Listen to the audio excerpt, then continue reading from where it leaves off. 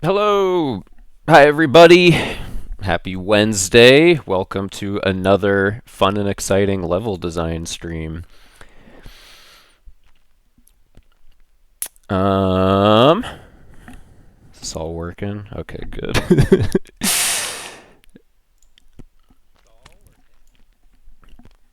How's everybody doing? In case we got any newcomers here, my name's Alec. I'm a game designer here at Yacht Club Games, working on Mina the Hollower. David, who are you? I wasn't planning on talking, but I'm a programmer. Hi. You gotta at least introduce yourself, right? You won't be hearing from me. Or maybe you'll be hearing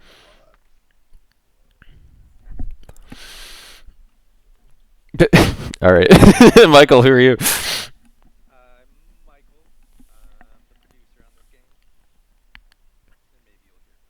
What's a producer do, Michael?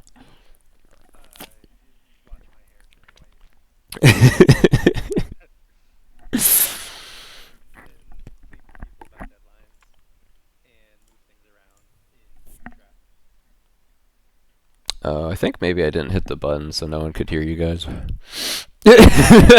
Whoops. Anyways, we got David and Michael here today in the chat with us.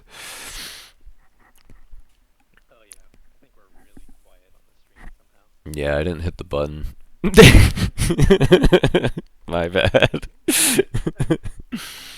mm. You can tell we're definitely professional streamers.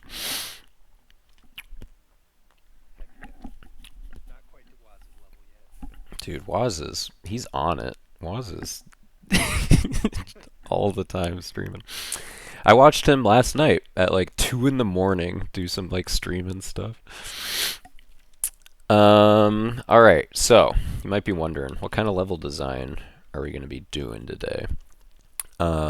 This right here, this big dumb file that you're looking at, is actually the intro to the game, pretty much. So, you know, you'll like start a tiny bit of a cutscene, a thing or two will happen, and then pretty much the first time you're plopped into the world to begin playing the game, this is where you're gonna be. I was working on this kind of late last night, and as a result, I do not really know where I left off or what I was doing. So I think to start, let's just like look at what we've got so far and refresh my memory. So the game starts over here. You jump off this boat. Don't worry about that. Now you're here. First screen of the game. Here we go. Right. Okay. Fighting some of these guys. Doing some real basic platforming around. Doing some real simple stuff, letting the player just attack some enemies, get a feel for their buttons and what they do. A little bit of a pit here, make sure the player knows how to jump. Some more enemies in slightly more constrained areas. I think last time I talked to Sean about this yesterday, and we said we'd take some of the pits out, make this like more spike focused. Since people do be afraid of pits. Another little jump. Keep on going north. This is where the player's got to learn how to burrow, in case they ain't figured that out yet. Hop down here. A couple more enemies in this pen for you to deal with. Then you got to burrow under there. So far, so good. Some good stuff.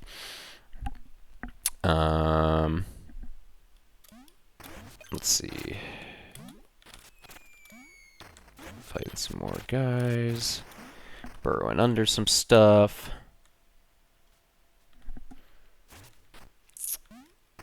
Reinforcing that you know how to burrow. Going under one of those secret walls so you know that those are a thing.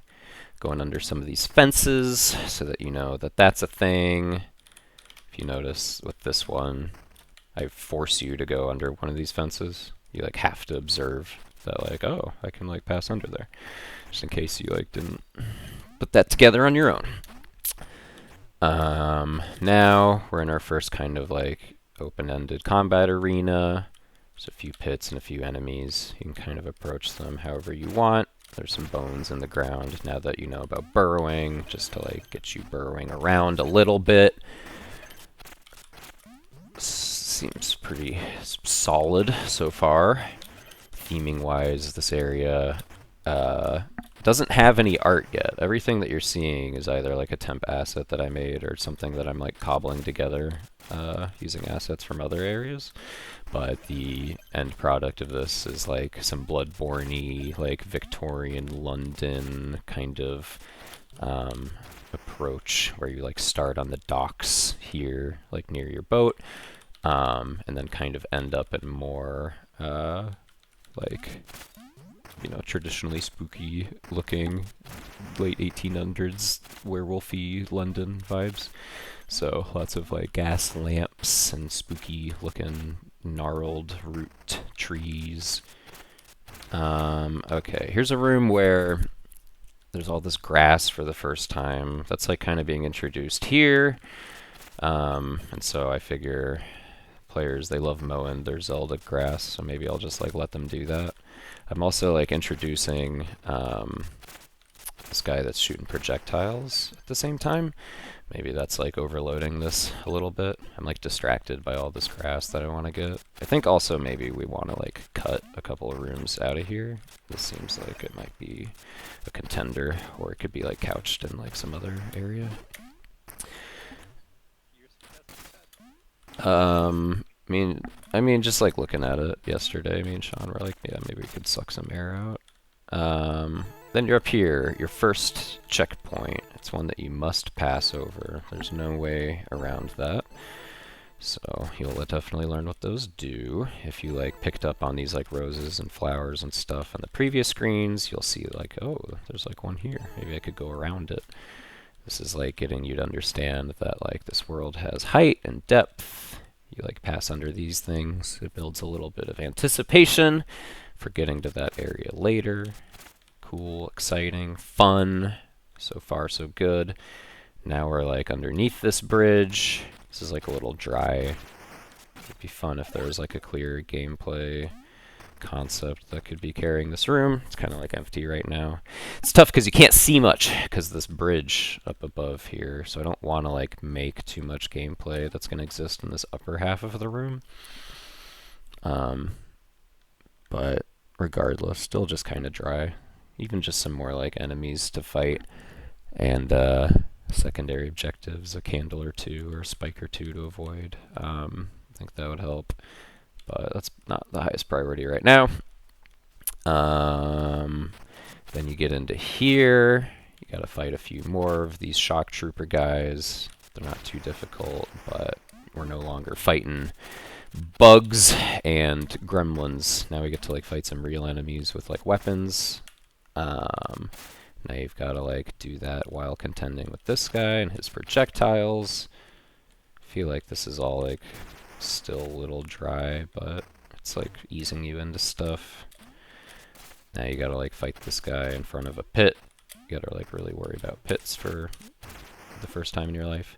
And then we have like a fun staging moment where you see your destination over there in the background. That's cool, that's good. Just like seeing the Tower of Fate over in the first stage of Shovel Knight. Come up here, and now that we've gone up, it's time to go back down. This is really just so I can lock you into this position right here, where the player has to go, oh, what are these rocks? What do I do? Right? Well, I know about burrowing, so I'm gonna like probably try to burrow under them. This one like stops me at this bush, so like I have to pick it up, and now I know, whoa, I can pick up rocks. Fun, neat. Then you have an opportunity to do that. You get to throw it at an enemy. You learn, oh wow, throwing a rock is like pretty good. You know that moment in Link to the Past when you're like going to save Princess Zelda in the opening after you get your sword, and then you pick up those pots and they start like just wrecking those like Hyrule guards that are like in that underneath area. That's like a really great moment in that game. And I think it'd be fun to like similarly show the player like, hey, these like random ass pots and rocks and stuff that are like littered about aren't necessarily purely there for you to just like slash at, you know. Try to like use them in combat. Use your arena. They're designed for a reason. And then you come up here, you got your first secret that you can do for an optional prize. I don't like that that's the first chest that you see though. Maybe we need one a little bit sooner that's like staged more deliberately. Now you're over here, and we're doing like more of these like patrolling shock trooper guys with a twist. They can't see me, and they're on an offset cycle, which means that like when I come under here, like one of them's gonna attack me, but the other's gonna keep walking. So it's, you get to have a moment of like, I gotta fight two of them, but I can like take it at my own pace. You could also like pick up the rock and throw it. But still, I don't know, still like a little bit too dry, I think. This like arena could be more exciting. Could be like, okay, let's add, let's put one more spike. That'll help just like a little bit. There.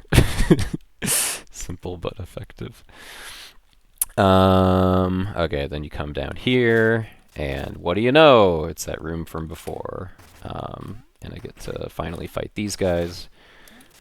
You know, I was thinking that they're like too many hits. Someone already said that. So let's make that change. They should like die to one rock. Right now it's like one rock plus one hit. And that's a little bit too, I don't know. It's just asking you to like wail on them forever. It's annoying. What's that enemy called? Mole Man. He's got 4. Let's give him 3.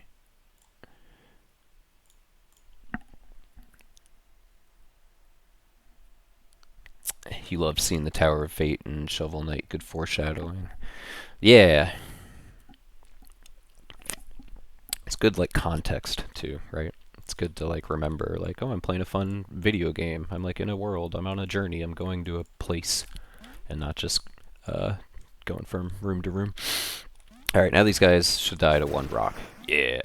Or 1, 2, 3 hits. That seems better. Then you come up here.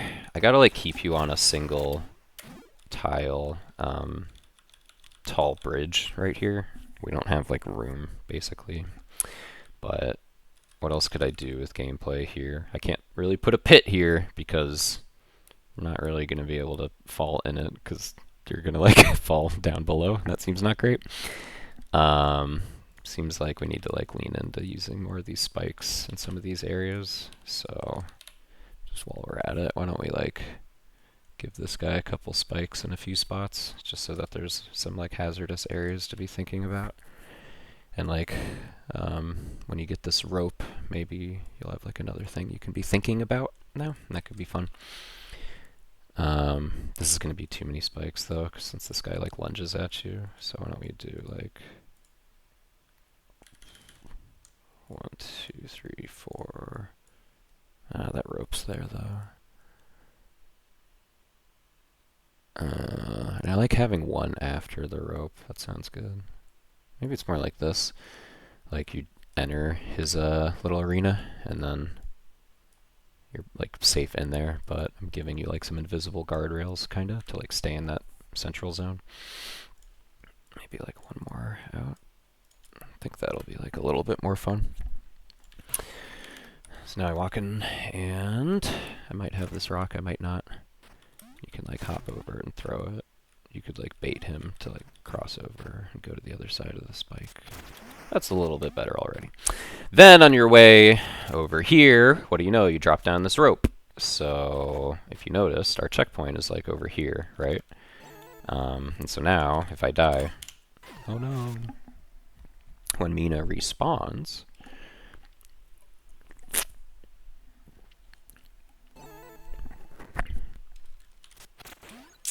then she can simply go climb the rope. So now you don't have to do like that entire little leg of content going up there teaching you about picking up and throwing rocks and all that.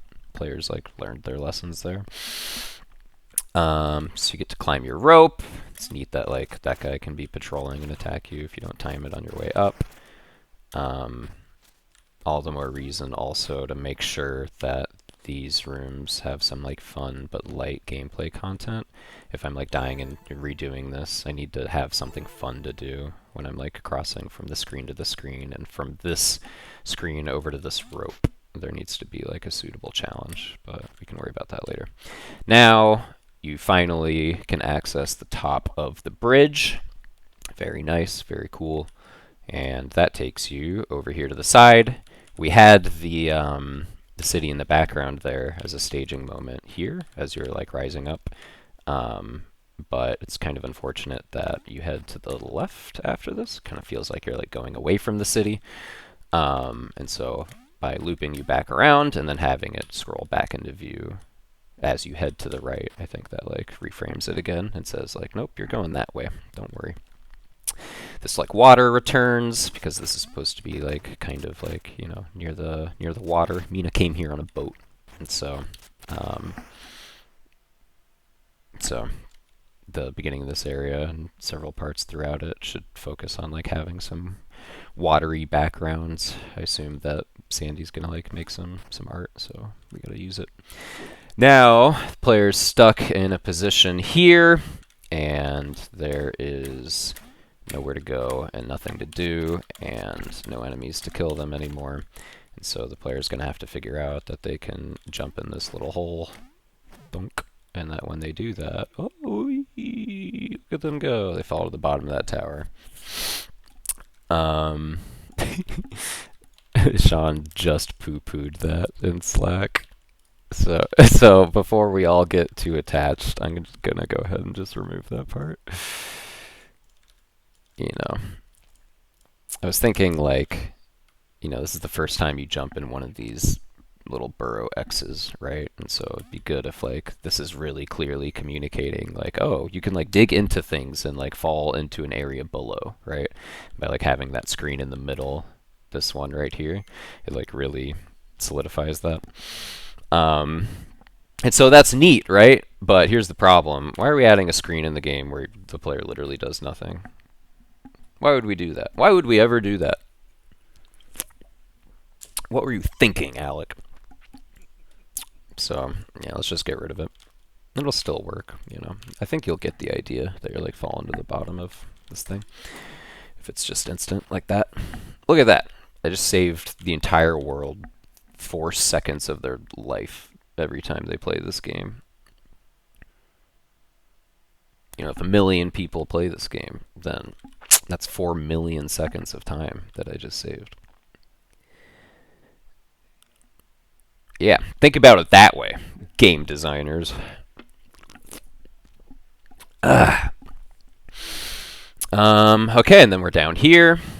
And, right, I was going to get into, like, some secret dirt stuff in here. And we also need to be moving the player to the right. There's a lot of things we need to do. There's a lot of things we need to get the player to see. And so that's what we're going to be working on. All right, I kind of remember what was happening. So you'll go into this cave. This is what I mean by secret dirt, by the way. You know, you head in here. It's like pretty obvious, I think, that there's a wall to the right that you can break, both because of this tell and also because I made it so like you can see that there's like clearly something to the right. What do you know? You break it open. You can progress. Also, because why not? How about you could like open it up on the left and get a secret prize. People probably won't, but if they do, then they'll think that's neat. You can fight one of these loot skeletons, try to get his bones, but you're not going to have enough time because you don't do enough damage quite yet to finish him off entirely. So you're not going to get that many bones. Then you continue to the right. You've seen some of this like secret dirt stuff, right? And so now it's going to like open up and unfurl an area. I think these guys would be good there. Another one, and some more enemies. And then we need to like demonstrate to the player also that there's like single tile secret dirts as well. So be on the lookout. player for like cracks in the wall to like open up paths, but also be on the lookout for like a suspicious tile, right? Like this one. So those are the things you got to learn there, I guess. And then that gameplay is like pretty dry. We'll have to zazz that up. But before we get too deep into that, I just want to like make sure that the player's like heading in the right direction and that we're not gonna make any content that needs to be deleted or like reorganized because it doesn't fit anymore. So I'm liking what's happening up to here. Then we get to go through like a little bit of a cave. I feel like that's good just because we've been in exteriors so far, like the entire game. So I'm jonesing to like go inside a thing, you know, just so that I know that that's a element. Reggie, that's a great question, and I'll talk about that in a little bit. But I wanna finish these trains of thoughts first. So yeah, we gotta teach secret dirt. Then we gotta teach 2-tile jumps. I'm saving this kind of for last because it's a more complicated technique, I guess. I want you to get comfortable just like jumping around and burrowing before I'm ready to make the player like do some crazier burrow jumps. And so that room is going to be something probably like this. Another one of these little burrow holes that the player already knows about, right? And nothing you can do when you get here other than try to go to the right. In doing so, you'll see that like... Wait, what? Why did that work?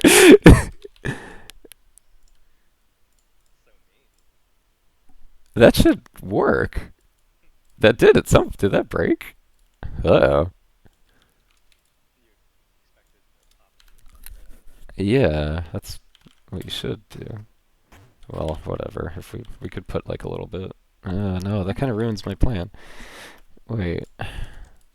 Why is that happening? Is that a bug? Am I dumb? That's the ground. I'm like under a fence and I'm sliding into a pit. I guess that doesn't make me jump, huh? Like this scenario. You like fall because that's like a fence technically. Yeah,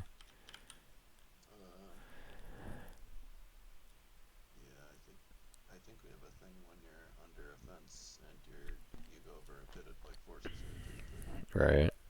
So I don't think this is actually like a use case we have. Huh. You think? It would be a bug if you wanted to have it. Maybe we should bug that. I'm wondering if there's like another clear way to teach the player that like, you know, I mean, the crypt has this, doesn't it? a one-way jump like that. Don't they have, yeah, one of those fence areas, like in that long scrolling room? Like at the bottom layer. Oh, really? Doesn't matter. That's so weird. Maybe it's like the wrong audio device. If I change to that one. Say something now. Let's Hello. see. Okay, now you guys are going to be audible. Can you hear maybe? Yeah, I'm sure that did it. Okay. Anyways, what was I just saying? What was just happening? You're looking at crypt. Right. I don't think we Don't you have a we do don't you not one have a way. fence next to the pit? Like that one right there. Yeah, you just fall in there. Yeah, we're on stream now. And then this one. Yeah. Oh, this. Yeah, I used to be able to do this. This is a bug, isn't it? Come on, ain't this a bug? Yeah, that must be a bug. Never mind then. Okay. So here's what we'll do. I just recorded that. Let's pop open the bug base. Doing it live. Oh yeah. Making a new issue. Show everyone the cool tools we got to record stuff. Look at that. I just control V'd and it automatically put a GIF in there. What's this called? Burrowing into a pit from under a fence should make Mina jump.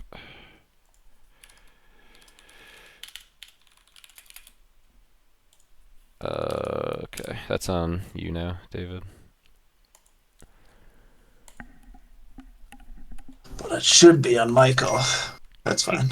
I figured because Michael's already in here, we can expedite that step of the process. No. Yeah, all right, put it on Michael so we can assign it to you. I will. Okay, well, we can pretend that this works, right? So you'll like burrow into this, and then you'll hop across. What I was going to illustrate here for the audience is that this is like a pretty central mechanic in the game. If I'm just jumping normally, I can't like make it, right? That's like too far. You can't jump 2 tiles. You can only jump 1. But if you build a little speed by burrowing, you'll make it right on over. We even like cheat it for you, right? You don't like need to technically build any speed. If I like do like this, that's like enough, right? If you're burrowing, you can make a 2-tile jump. So we need to make the player go through something like this at some point. This one's really good, I think, because this one like forces it, and then this one suggests pretty cleanly to you, like, hey, maybe try doing it like without the tunnel now. Maybe you don't even need the tunnel. Ooh. And these like bones kind of goad you into doing it. It's also kind of a fun shape because once you're here, like a cautious player is probably going to go around, but when you are a skilled player, if you're replaying the game, or you've learned the ability to kind of like scan the environment and figure out like how to play the game more proficiently, I guess, then you can just like hop over there from there, because you can identify that this is also a 2-tile gap vertically instead of horizontally. So we need to do that. As you progress further and further, you get closer towards like civilization in the game's world, and therefore we need to start introducing a story element that appears at the end of this, which is that like the town that you're going to is under attack and everything's on fire. And so another thing that we need to do is put some of this stuff in here. It's like a destroyed house, right? And then here's like another smaller one, just testing out the art. And here's some like fire tiles that, what do you know, you take damage when you touch them. What? So we need to start amping this element up and putting a bunch of fire everywhere and some like destroyed houses and more of those shock troopers kind of like patrolling areas and like holding like an ambush spot or something. So that's a thing that needs to happen. What else? I'm trying to like make sure we got all of our ducks in a row because we're coming up kind of on the end of the level, and I want to make sure that we're not forgetting anything. I think, yeah, I put some notes up here. So like, what do we got? I'll keep them up there.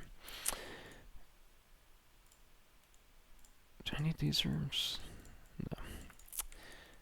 X-Dirt tutorial, that's over here. That's out of the way.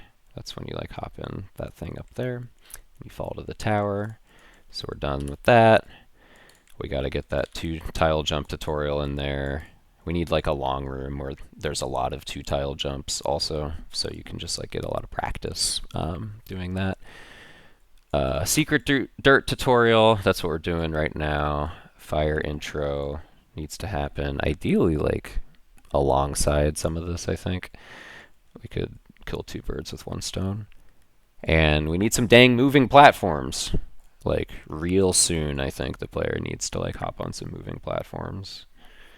It's been too long without doing that, but there's not really an opportunity if we're not introducing pits, since a moving platform on land is like just kind of confusing and pointless.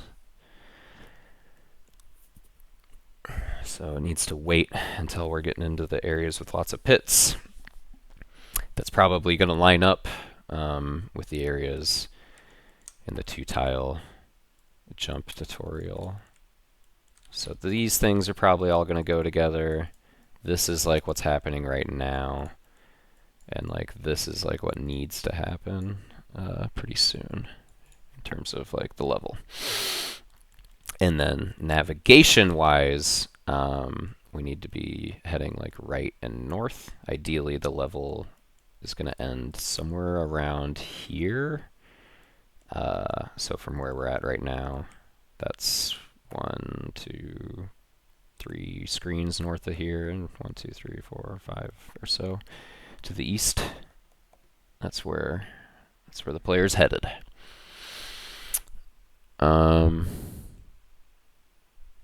Okay. If you can't tell, by the way, I don't exactly have a plan for how I'm going to do any of that. And I'm talking out loud to try and reason and think through it and figure some of it out. Let's keep this idea of like falling to the bottom of the tower. It feels like you're like high up over here and you like see it in the distance. So I guess the vibe, like once you drop, should be like, okay, now that I'm down here, I can start like making my way there using like the road more traveled. You love that you can do a big zoom out of the map. Yeah, what if I told you could even do that like in the game? Whoa. What? It's like that mod for Link's Awakening. That Nintendo DMC made. So yeah, it's cool. It's cool that you would go north from here, and then you have to like get through some secret dirt stuff. So I need to like put you in a cave, and we do want an interior. So like this has to be like this. That's all good and fine. But it'd probably be stronger if like you felt like you were keeping pace with this direction.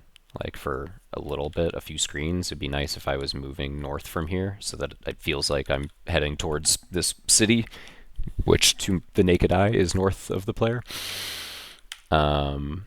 So this cave should probably be going like north-south. I think it would make sense if it felt like we were spitting you out like a few screens that way, and you were leaving in this direction. So our cave space is like, you know, this area right here in between those two. So why don't we do that? Go ahead and make this a cave that's going north to south, and we could like finalize this kind of secret dirt gameplay. And then from there, I think it'd be pretty easy to spit you out in like in a more civilized looking part, more populated looking part with like lots of the stuff that's on fire. Because that's also a moment that feels like it needs some staging. You need to feel like you've crossed from like one part of the game's world into another. I think like walking out of a cave and then like seeing everything is like starting to like smoke and ember as you progress to the right would be like a impactful moment, and it would like clearly communicate like what's going on, and like that the place is under attack. So let's do that. First, I'm gonna like delete a bunch of stuff just to like that's not in use anyways, just to make some room, because this is all kind of a mess right now. And then after that, we'll go ahead and make this section with the secret dirt that you gotta break more final. And then maybe after that we'll have time to do like one of these straightaway sections where you're like you're approaching the town and like everything's on fire. And I guess that'll have to be where our 2-tile jump tutorial kind of like works its way in. That sounds like a plan. It sounds solid. All right. Step 1, cleaning up all this crap that's in the way. Where should I even put this room geographically? It's like weird when it's a cave, because technically I can place it anywhere, because it's like warping you. This is going to be dead air for a little bit, so if you wanted to... Question time. If people yeah. got any?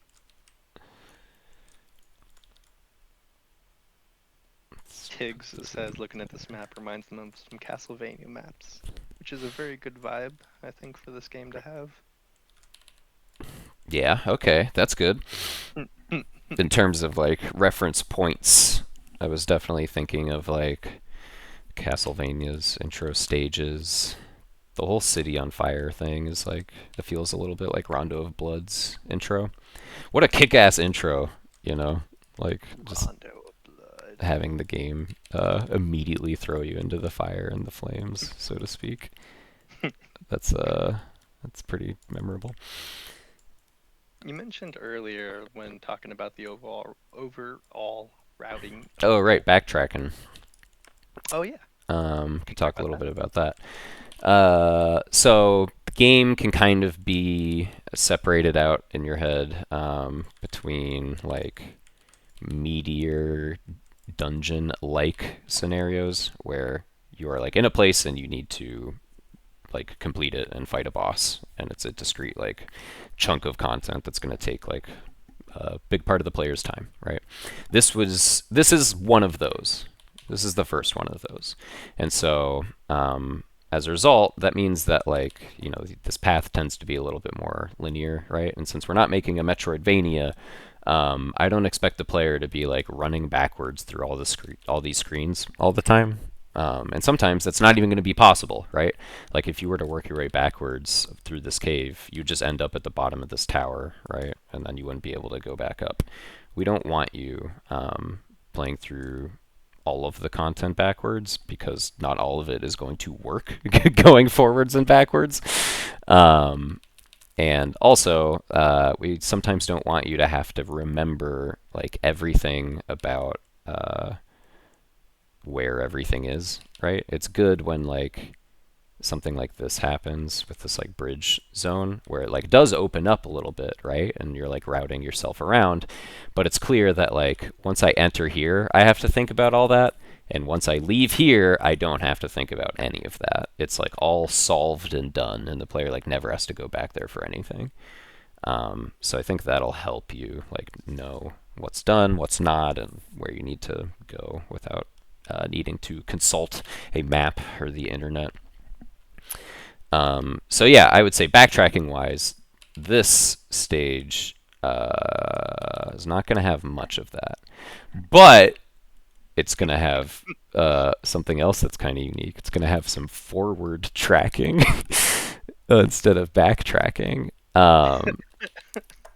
Real quick, one of the ideas in here is that like this is Mina's boat. It's where the game starts. It's where you're going to choose your starting weapon, but you only get one of them. This part of the map is going to connect back to another part of the map, and so we're going to have a thing where like way later in the game you could circle your way all the way around and think like, oh my gosh, it's the beginning of the game, I like ended up here again, right? And in doing so, we want the player to be able to like, you know, grab some secrets, but also like make their way back into the ship and then grab those other two weapons that they couldn't grab at the beginning of the game. Wouldn't that be fun? And so, well, crap, after that, like, what are they going to do? I guess you have to, like, play through this intro again, right? And so there is going to be, like, a little bit of a, I guess you could consider it a side quest or a side adventure to later in the game replay the stage, but the enemies will be like swapped out with harder ones, and that fire that is all-consuming will be put out in more places, and maybe you'll be able to like go to a room or two that you couldn't before as a result. And obviously, like all of these shortcuts that you opened up early in the game would still be open, so it'll be like a breezy and fast way of like replaying an area. Hopefully it'll feel like the gameplay is different enough by throwing different enemies and situations in the same environment.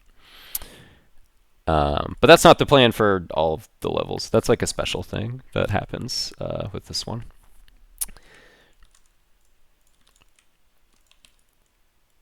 So yeah, not a lot of backtracking, but a little bit of thinking is going to have to be done about like reusing a space in a different context, which is kind of what backtracking is also about.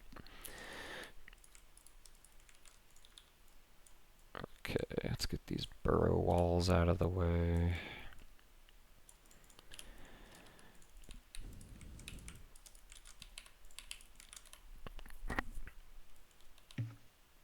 Reggie asks, what's the current unlock method for the bonus weapon? Beating the game? I think by bonus weapon they mean the other weapons. Right. So at the beginning of the game, you have to choose between 3 weapons. There are 5 total weapons in the game. And so it's not that difficult to pick up a new weapon, right? There's like 1 whip and 1 daggers and 1 hammer, right? There in the ship at the beginning. But also when but also there's like there's 2 more whips and 2 more hammers and 2 more daggers like kind of littered throughout the world too. So finding one of them just so you can unlock the weapon isn't going to be that difficult. Some of them are going to be sold from a shop, so you could just save up and buy it if you really wanted it. Some of them are going to be like found in the core stages. You might be wondering, well, that seems kind of redundant. Why would I want to pick up 3 whips that are all the same? And the answer is, each time you get a new one, it upgrades it instead. So depending on how you've been playing the game and what you've done so far, going back and picking up that, that hammer or that daggers, it might be the first time you get to unlock them, or it might be it simply permanently upgrades your existing hammer or daggers or whatever. So yeah, kind of an open-ended answer for an open-ended game. Okay, so we want this to be like a north-south facing cave instead. I like it when the entrances and exits for the world all kind of line up. So let's just go ahead and do that. Put that in the middle. Reggie says they... Yeah, go. Sorry. They were also talking about the projectile weapon that we've covered in previous updates. Do you think that would be on the ship, or is that hidden elsewhere in the game? Nah, that's a more, like, complicated one.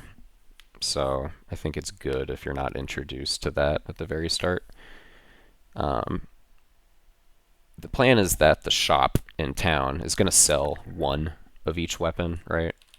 So no matter what, to get your favorite, I don't think you're going to have to wait much longer than the opening of the game.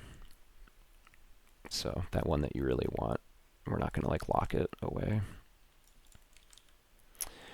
Where's this cave going to like actually be heading? I think it makes sense to like start by like going north. Maybe there could just be like a few options. And you're like breaking more of them. That might be cool. And for the players that like really just aren't getting it, I think it'd be good if we had a little jump down right there, so that when you enter this cave, you will do this, and then you will be stuck here until you break one of these walls, thus learning your lesson. Without this ledge, a player might walk in here and be like, "Oh, it's a dead end. Guess I better go all the way back. Here we go." And we don't want that.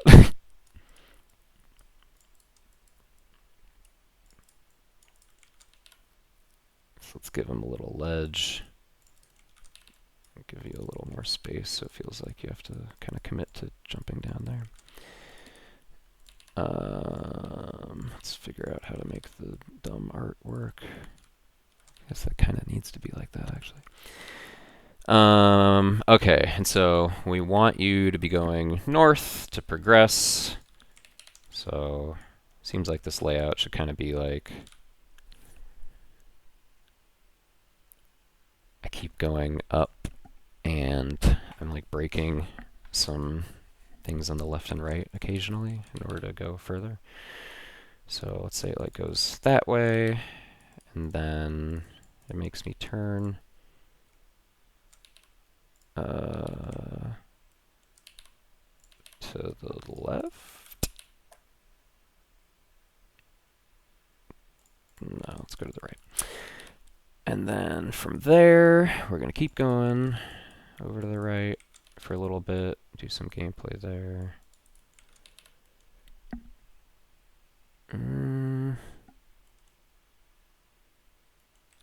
This would be better if we were like more left aligned, so we'd have more like room here to go to the right, which means the entrance would be like more to the left, but we have the room to make that happen. So let's just go ahead and like figure out a way to put that there, right there, yeah.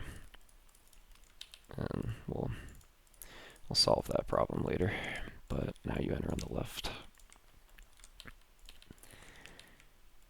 And keep on heading to the right. In like the crappy little version I made of this earlier. Where is that? Down there. Gameplay wise, I think like this kind of thing is fun. Like nesting some of these within one another. Like I'm building a path, but as I do, enemies are like emerging and coming at me. At this point, I'm like kind of bored of fighting some shock troopers. I feel like they shouldn't be in this like dinky cave. So maybe what's going on is we introduce a new enemy in here. These guys would be good because they like kind of charge at you in one direction kind of fast. So it'd be neat, I think, if you were like breaking open the wall and like they started running at you like immediately. We can test that out just by like putting one of those there and like taking that guy out, and yeah, putting like another one back there. You can get a feel for what that would be like.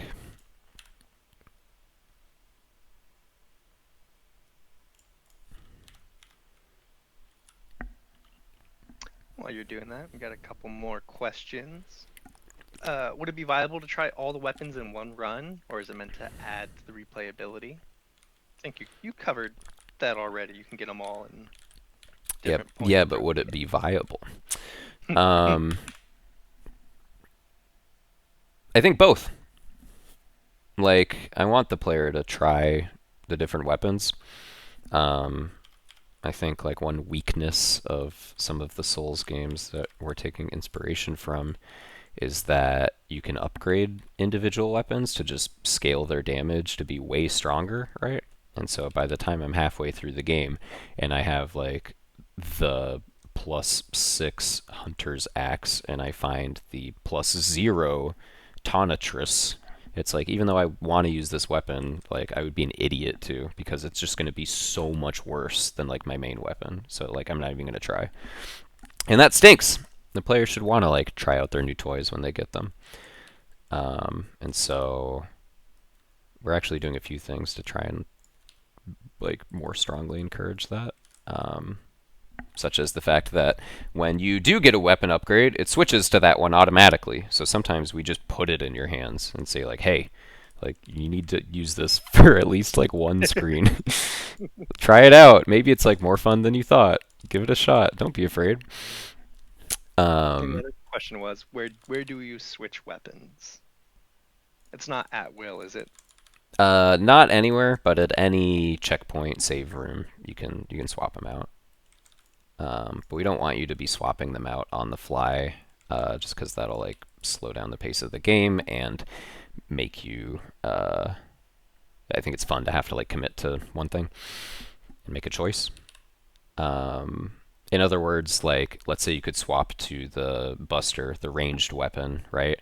I don't want the player, like, walking into the room, seeing that there's an enemy that they could hit, and then be like, hold on, let me pause, let me switch to my gun, let me shoot him, let me pause again, let me switch back to my whip. Like, it's just, like, why? Why have that? Create an optimal strategy. That's really tedious. Yeah, it just seems boring. Another question we had was, are there going to be locations where secrets are hidden behind where you need special sub-weapons to access them? Maybe, kinda. I think it'd be neat if there's some stuff that you could only get to if you have certain sidearms or trinkets equipped.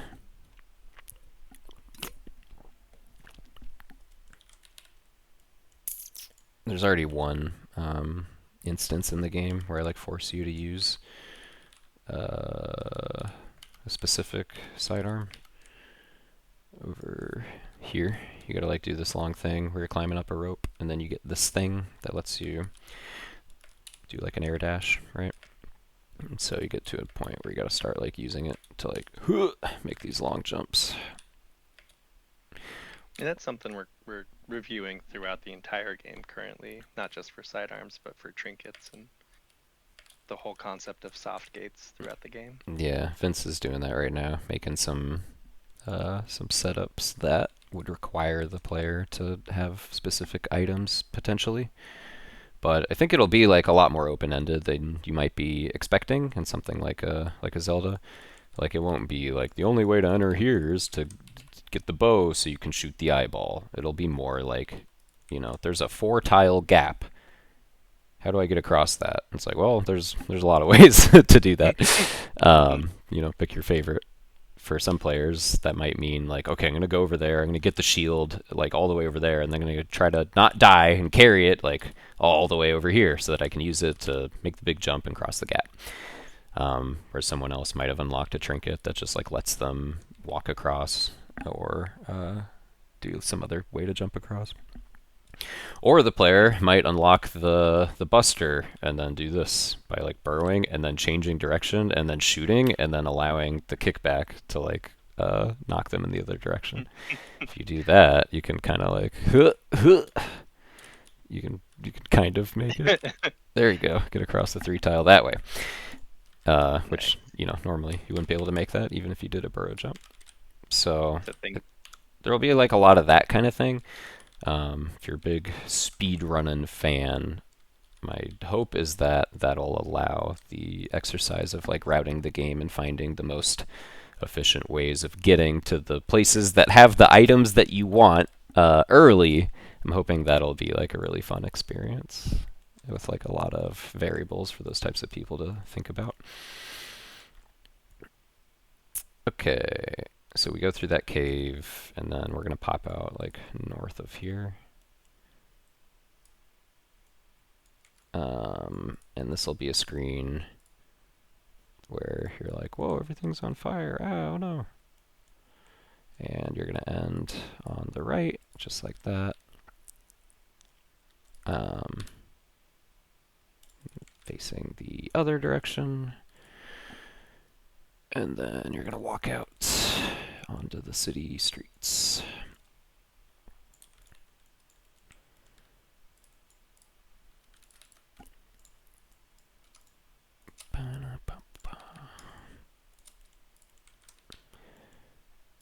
And then from there, I guess you need to go to the right. So that's not great because you're like already on the right. So either this room's got to be like more of a staging room without a lot of content, and it's like, that's what it's about. Or something needs to be like blocking you and really make you like snake around like that.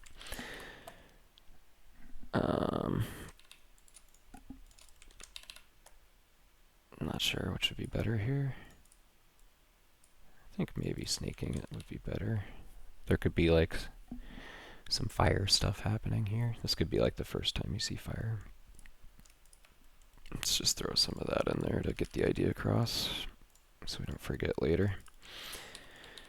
And then the screen over here is going to be like, oh gosh, the whole city's on fire. And then this is kind of already a good version of that. I'll just pop that over there and make some room.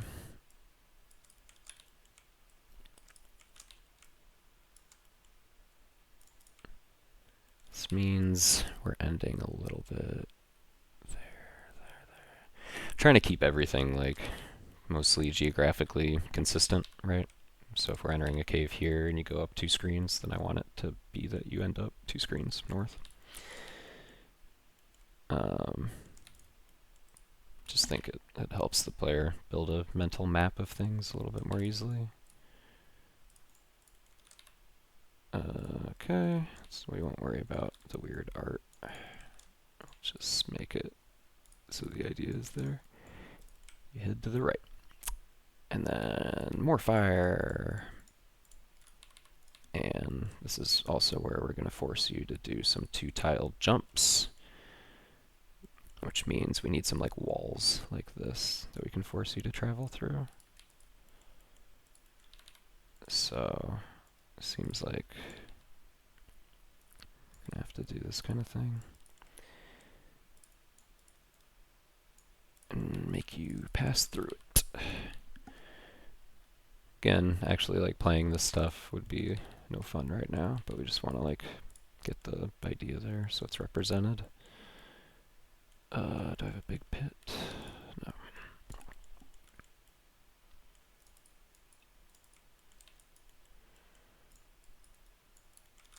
There you go. Clears day what the player needs to do there. And then put one of these walls that you pass through, just like the beginning of the game.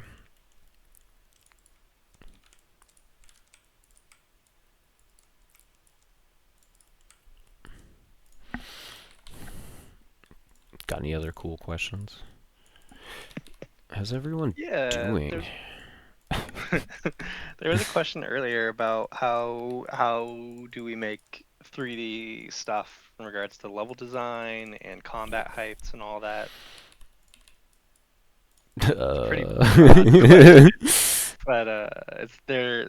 I mean, it's 2 different systems, but for a top-down 2D game like this, there's a lot of thought put into the combat and the vertical platforming. You guys were able to make a lot of room full of 3D elements like falling, getting hit from above and below, jumping from a 2D top-down view. Yep, I mean, I'm sure that we'll be talking about that a lot when it comes to like, hey, what should we like write an article about talking about the game. I think the first one is going to be like, you know, 3D height in a 2D game. More complicated than you might think. There's a lot we could say about that. If I even start right now, it'll take up hours. Every new object or enemy or weapon in the game involves a lot of discussions of what things should get hit by it or what things should hit Mina. Yeah. Yep. Okay, then this cave goes where? Mandatory burrow hole 1A. I'll just rename them. Other questions? Do you unlock special abilities if you have 2 trinkets equipped at the same time? This kind of came up recently. So I guess there's not a final answer. I don't think it should be that like you equip this one and this one and then it says like combo bonus, now this happens. Because that's the game like telling the player like, hey, this is like what you should equip. And I think that like seems less fun. Because that means that if I like a specific trinket setup, I might sorry, my brain is going 3 miles an hour right now. If I liked a specific trinket loadout and the game tells me that I get a combo and I'm not using it, it feels like I'm like doing something wrong. But I'm not. you know, it seems like it wouldn't be that fun. Okay, so this warp needs to go to the other one.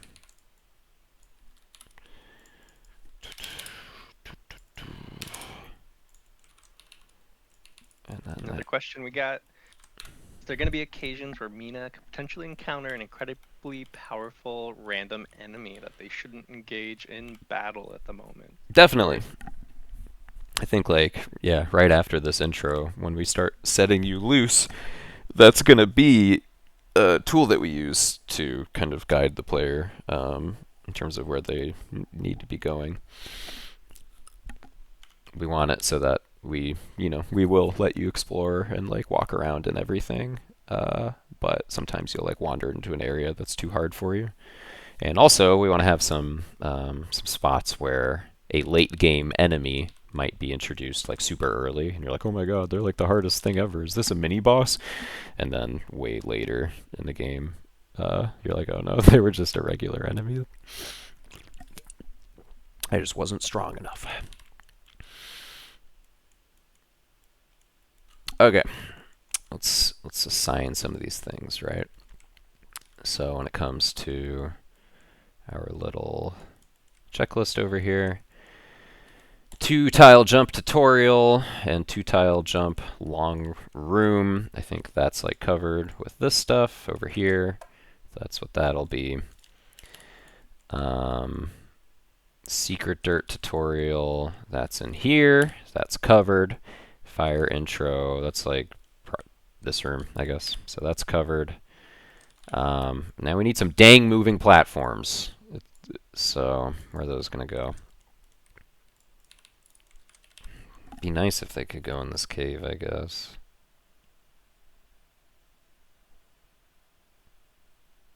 There's no reason why they couldn't, you know? That might be fun. How about that? This could be like a little bit longer, and you could like open a chunk of the map where underneath it there's like a moving platform going back and forth. And we could be like throwing more pits at the player throughout here, because we're about to start throwing like a lot of pits at the player. That sounds cool. I like that. Here's a fun question. Yeah. Do you ever have an idea for a set piece or asset that you want to use in the level in the middle of the design process? Or are you generally focused on sticking to the assets and components you already have? I mean both, I'd say. We try really hard to like think of all the work ahead of time and do only what we need to do, not waste time basically. But yeah, you know, ideas will like come up along the way. That'll happen a lot with like what the level looks and feels like, but usually not with like new things that need to be programmed into it. Like at no point during the planning did we say, and at one point you're gonna like dive into a tower and then like fall all the way to the bottom of it. So we need to make sure we make like a really cool tower. Like that's just something that happened as I was making this, because I thought like, well, you need to like dive into a spot, and it'd be you should fall a great height. So why not?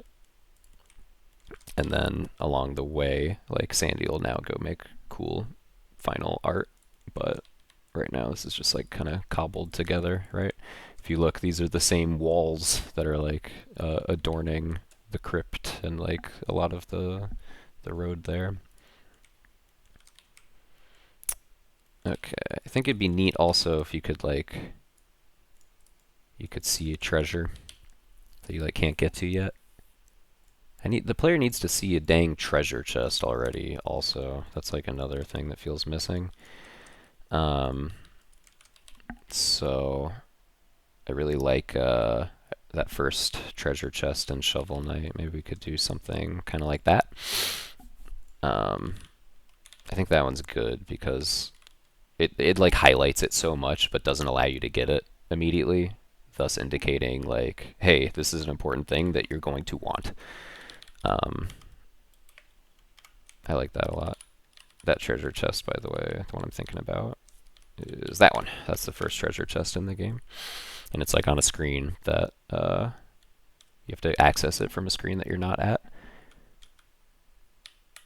Whoa, this game looks cool. What is it? Don't worry about it. So yeah, we could, honestly, why not? Let's do the same thing here. Let's have the treasure chest be at the bottom also. A neat component of this game, a thing that I think people like, is that you attack the treasure chest by opening it. So I like the idea also of putting it right here. So your Zelda brain will think like, wait, how do you like, how do you approach it from the front? Like, wait a second, what? And when you like try, you'll be like, oh, that's cool. Whereas if you approached it like going up, then you would try to open it normally. That's like maybe a little lamer. So let's put it there, and the player can think like, oh, how do I even get over there? And then, how about like at the end of it, you could think like, oh, I need to attack downwards. So when you mentioned Zelda brain, are you kind of thinking in that context for what expectations people might bring to the game? How you make the setups? I mean, people are definitely going to be thinking about Zelda when they play this game. That's there's no secret there. Are you I guess, are you laying stuff out in terms of like, if they're coming with this expectation, how do you play with that? Or is it just I don't know. I mean, we're not making like a parody game, right? Like, I'm mostly thinking about like what makes sense given this game, right? Yeah. But a lot of the content that gets designed is done so with a goal in mind of like righting some of Zelda's wrongs, addressing some of their sins. What are their sins? Top 5 Zelda sins. I mean, a really big one that like guided the game at the start was just that like the combat could be a lot more interesting. So that's a big one for sure.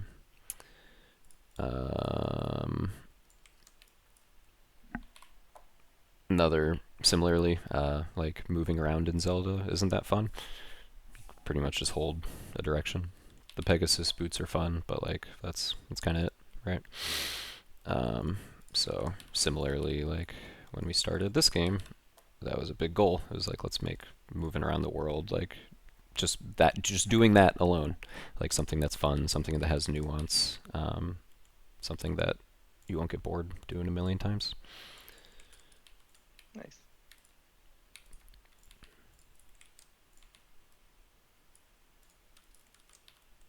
Okay. So you'll break that tile. Then these go there. And then this can be on layer 1 again.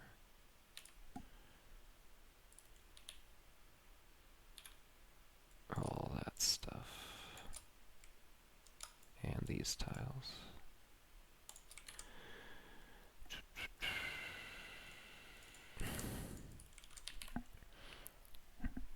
Setting this up is going to be complicated, to say the least.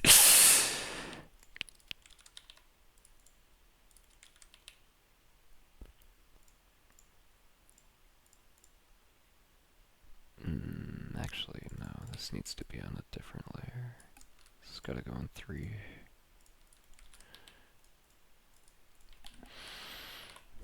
Some of the Souls inspiration. Are there any cases where actions you take outside a boss arena can influence the fight, or are boss fights semi-separate from the rest of the experience?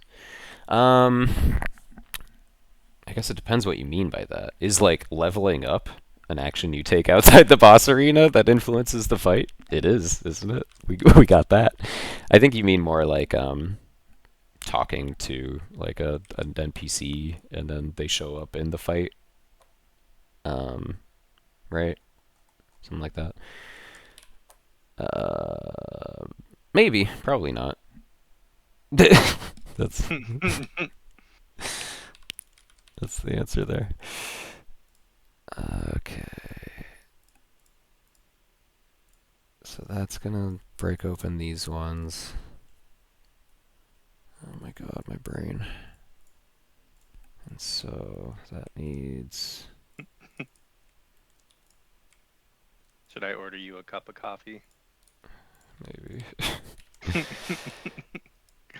Let's say this is ID 4, and I'll break that layer.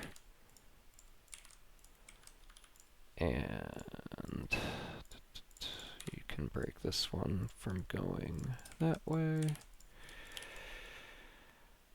And that'll be there. It's going to break all these tiles.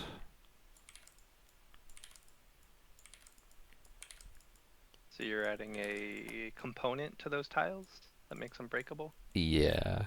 And then these ones are in a different room. So they need a larger spawn extent vertically so that they trigger even though they're not on screen. Oh my goodness. And then all of this is behind another thing that's going to be obscuring it. So now we can start stacking that on top of it.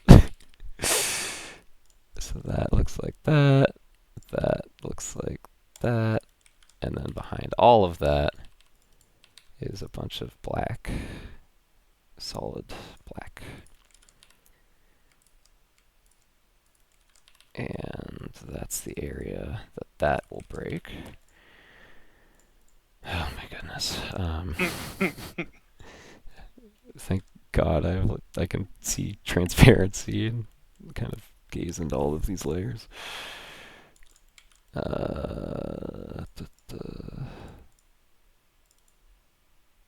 So now we need these objects put on this layer. And this one you hit from the left side. Shout out to all the programmers that made these tools even work. Mm-hmm. Big time.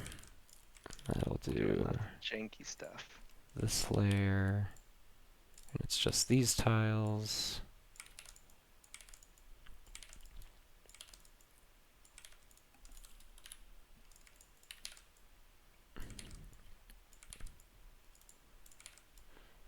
Half the fun of doing level design is kind of like combining things in unexpected ways. Like nobody told me that I could nest two secret dirts like within one another, but I thought about it and I was like, oh, I think maybe I can. Let's make another object layer. I'm putting these all on a bunch of different layers just so that I can like toggle them individually so that this isn't a disaster to look at while working on it. Okay, so that's that. And then this goes there. So behind tile break 1, we've got more black tiles that obscure everything to there. And that's what that'll blow up. Yeah.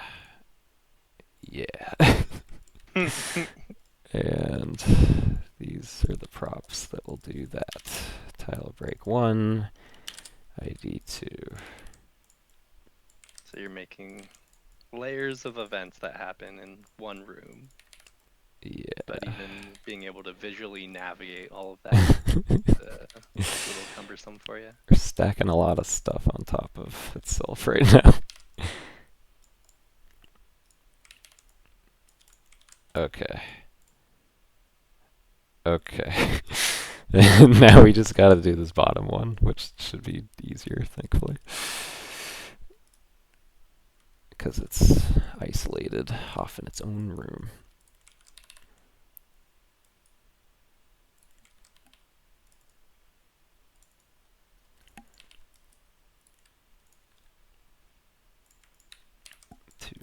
these.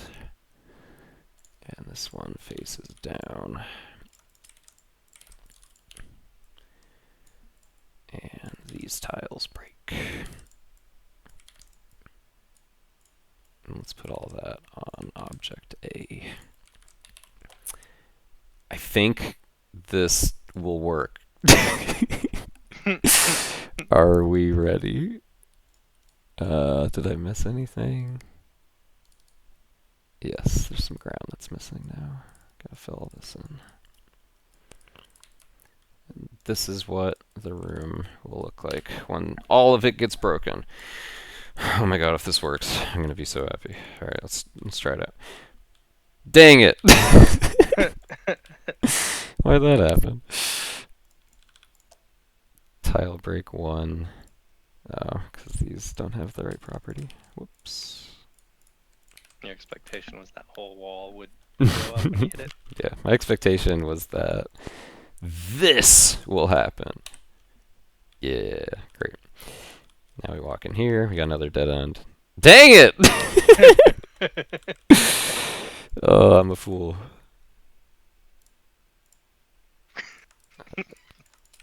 How did I get all? Says boo. How did I get all of these wrong? There. Alright, let's try again. Cool. Alright. And then cool. And then this one, right? I'm thinking like, you know, you remember the treasure chest on the screen, right? And so when you go north, maybe it's like, hey, what's this like weird little divot all about, right? Boom. How about that? So it's not mandatory that they always have this secret dirt, like tile, if you give other clues. Yeah, I'm not sure. We've done that before sometimes. That's what the room that I'm copying right now did basically in like Shovel Knight. It's like here's a thing with like a little X that you hit, right? Telling you that it's breakable, but like sometimes there's like not even a tell, but you could still break it. We don't really do that in this game that much, but I don't know. Wouldn't be that difficult to add a little tell later. It's not a big deal. All right, cool. That's our basic layout, and just for like clarity's sake, I'm gonna make some like markers right there and there, kind of just letting me know that that's where our walls are gonna be, so I don't forget. And now let's make a big dumb pit in the middle. That'll be cool. Big dumb pit. It's got to be like a little bit. Maybe this does need to be longer.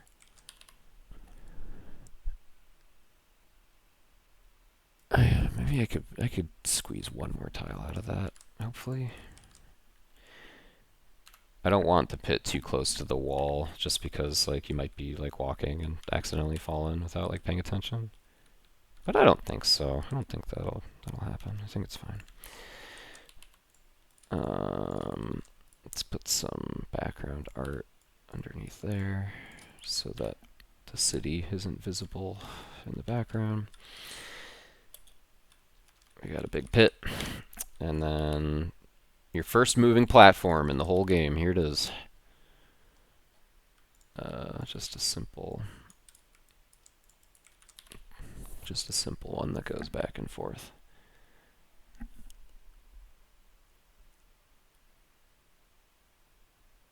What's like the gameplay though? I don't know. We'll figure that out next. Let's just get it working. Get the idea represented first. So this will be that layer. Moving platform 1. Wow. And that'll go from there to there. The whole game. It's going to go to speed of 2, and it's going to reverse. And it's going to wait for half a second every single time it does that.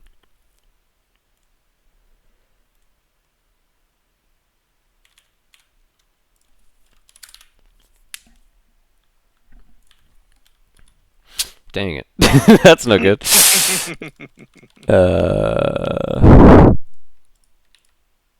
We need a new layer, I guess. That's sorted lower. Here's an interesting question. How do you not make the player too curious? Their example is they would hit everything in Shovel Knight looking for secrets. By having a consistent language, right? Seems like that didn't work for you though. If you're hitting every wall with a shovel, there's like always, there's always a tell. Whether that tell is like something that's implied or if it's a specific like mark on the wall, like there's always some kind of logic to it. That they should be able to figure it out before just hitting every wall. More like if you like play the game enough, you would kind of get a feel for it. I also wonder if players from the NES era just have that perpetual habit. Since I know I hit every wall in every game just because I played a lot of games where there were no tells and you just had to check every wall. I'm Like so the old sorry. school Castlevania has ruined secrets for me forever. Even Castlevania, I feel like you can like get a feel for it. Not always. You're like this has got to be a chicken wall because they always got to be like too tall, too high, right? And there like and there can't be anything on the other side of it, so that like shape pops up a lot. I feel like. I finally finished Bloodlines for the first time recently, and while I was able to guess some of those ahead of time, there were some where I'm like, oh, that shouldn't have happened. There were some where I was like, I feel like the language was telling me there should be something there, and there wasn't.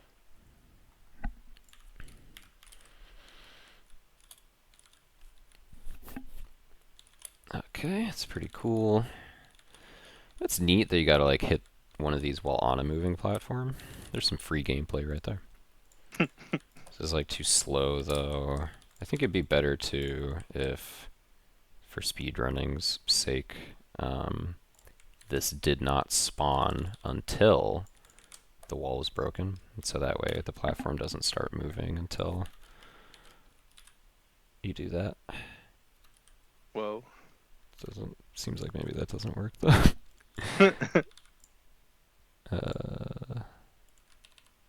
Ideally the platform would be on the other side, and so like the second that you break it open, it like starts moving towards you. That would be ideal. Is that what we got here? Is it working? No, it's like waiting until it's jumping to like its point that it needs to be at.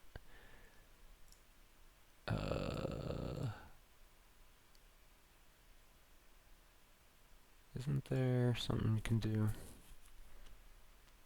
Switch mode.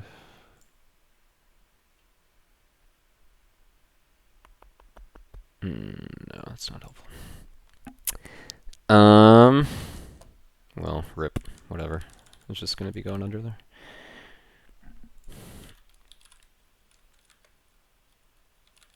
Alright, pretty neat. Need some enemies in here. We're sorely lacking some enemies. Good contenders. What would they be? This guy. These guys are always good. I'm gonna like rank them based on what would be best. These might be like really good because they could like run at you immediately after breaking the dirt open. This guy, I'm probably sick of fighting him by the time I get here, right? There's like 1, 2, 3, 4. Yeah, it seems like he's like on cooldown right now. More of these troopers. No, they shouldn't be in the cave. They're like outside the cave, about to ambush you. This guy is too strong. And then we got these dragonflies. They're not anywhere yet. They could be in here. They don't have a ton of room. But it could be okay. Okay, that's the ranking of how good from best to worst some of these enemies would be in here. So let's try to like anchor it around these guys. We're missing now like that element where you break it open and there's like enemies and stuff. I feel like there shouldn't be an enemy on the moving platform, right? Feels like maybe this just needs to be the screen to the right longer. Seems like it, yeah. So what I'll do is I'll make the moving platform part like the finale, and then this middle room right here will like have this kind of gameplay where enemies are emerging as you break the secret dirt.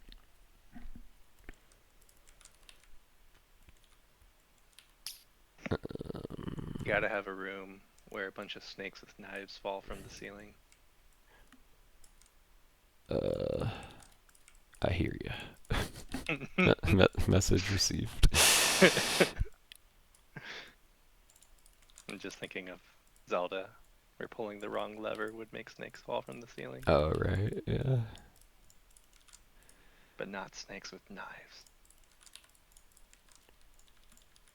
Okay, now we're going a little bit further to the right. Put our background in there.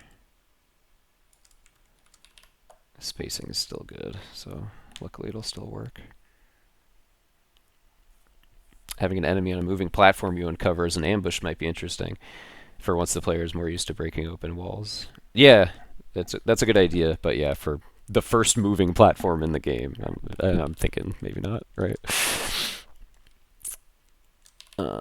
Okay, so you'll go down there. This is what the path will be once like everything's opened up. That's cool. And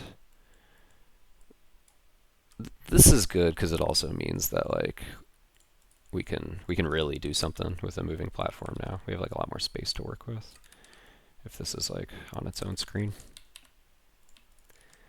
So we like that.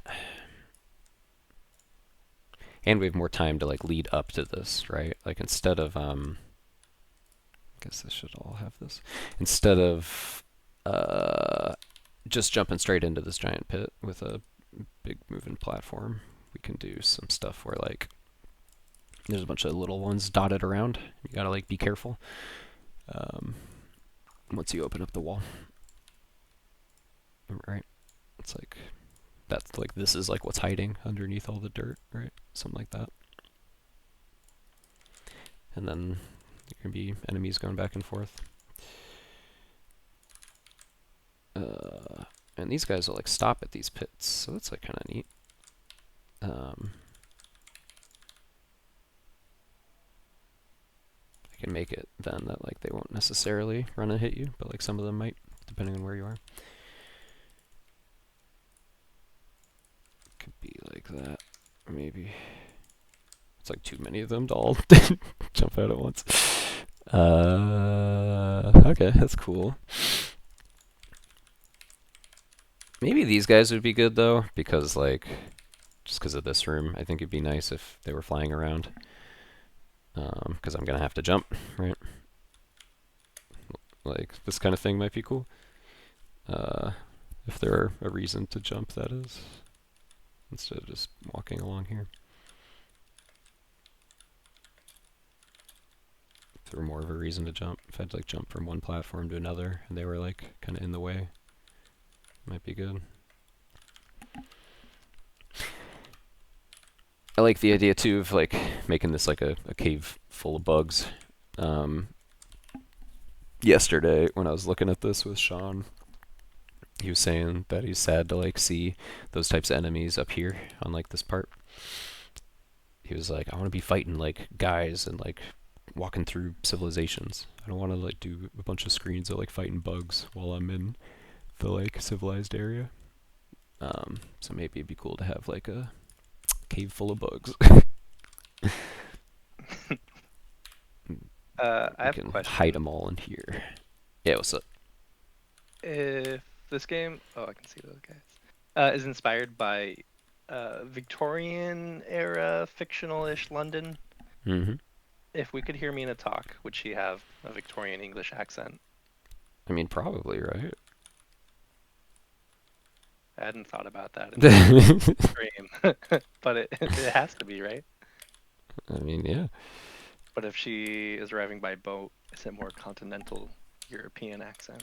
I mean, she definitely doesn't live on like our Earth, right? I don't think uh, any of our countries or continents exist in Mina's world.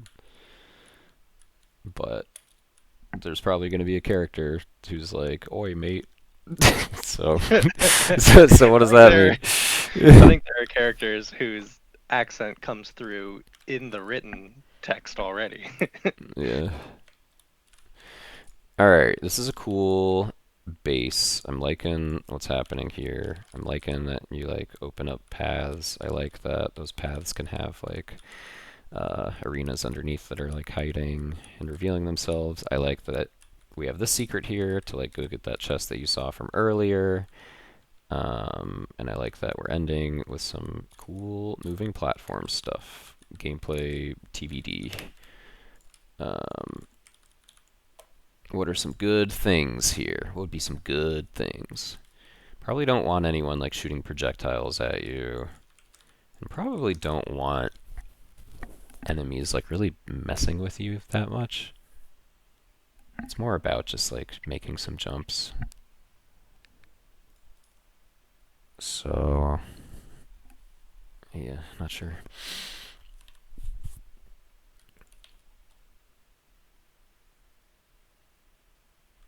Could be about.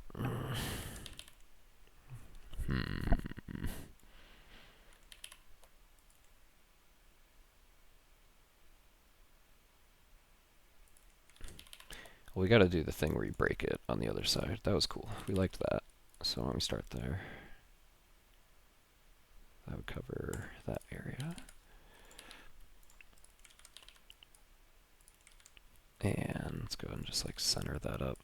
It seems like it should be right there. Why not?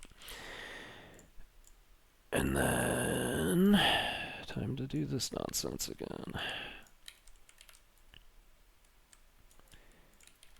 It's off the grid, so we'll just make both of those tiles ones that the player can break, because why not?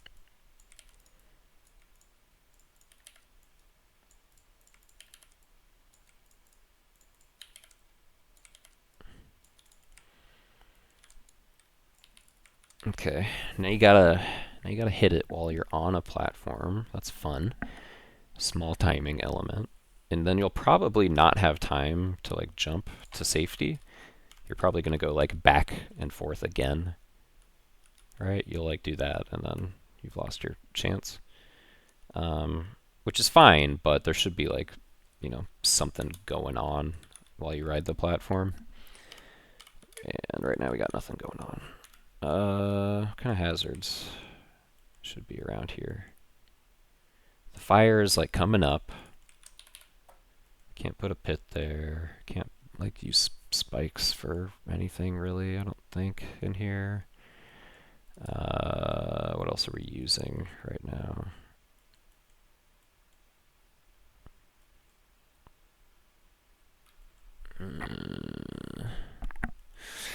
Yeah, I don't know. Maybe we need to introduce like a brand new hazard also. Right here.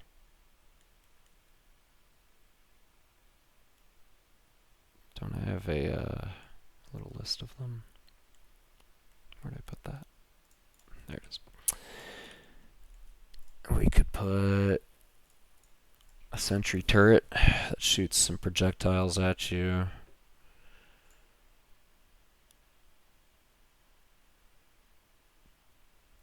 I don't like any of these options. It should be like easy. Could be like some collision. You just gotta like go around it. Like this juts out a little bit, so you can't stand there, and you can't stand like there. So you have to snake back and forth a little bit. like that, but imagine that it was sorting correctly. Maybe a little advanced, I don't know. It's old Shovel Knight's first moving platform. You gotta jump onto it, and you gotta jump off of it, and that's it. It goes kind of fast, and along the way, you can like jump for something. Maybe that's like all this needs, is something you can jump for. Just for funsies. And do we want to make this another wall you gotta break, like right at the start? Or should you just like see the moving platform? You should just see it, like why not?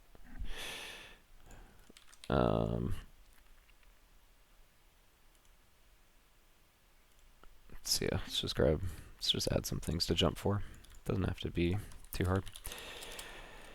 Give this bone a height of 1. We'll put one there to be like, hey player, like, jump on the platform. Put one there at the end. Put one in the middle. No, that's too many. We just need one. Just one little jump in the middle. Be fun. Doink. Got it.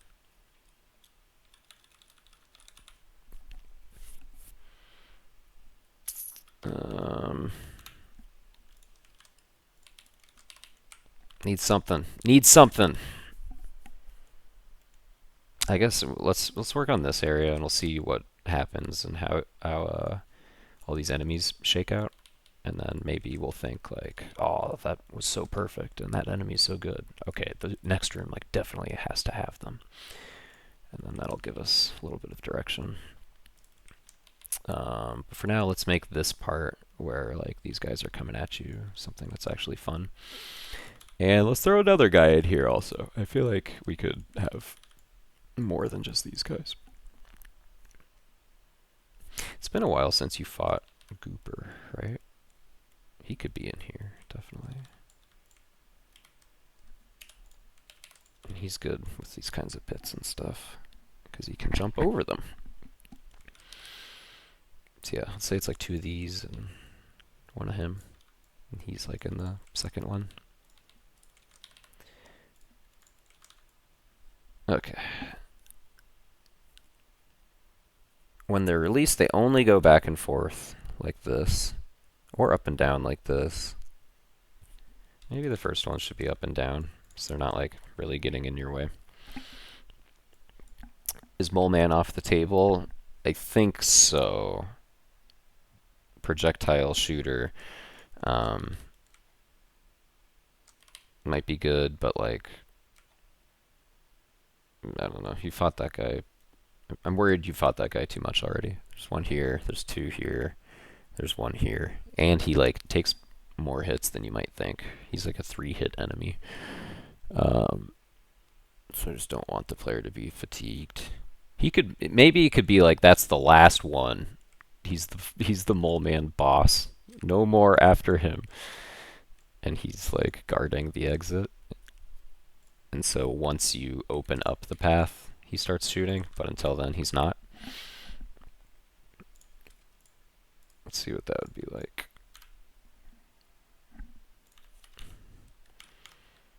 Simple moving platform, jump across, and then, oh no, he's there. And like now he's going to be spitting at me while I'm riding it still. And then I go here and I fight him. That works. Works alright. And you've got enough time to hop over here and just fight him normally if you want also. It's kind of fun.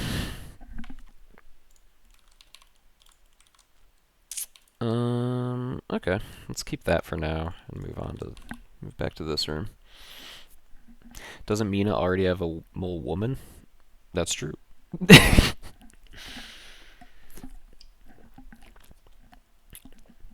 You know, you can have a species where some of them are hostile and some of them aren't.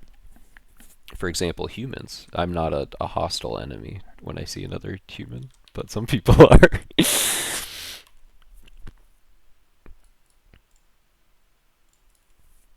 Okay, alright. Alright, what's the first thing that happens when you break open the first wall?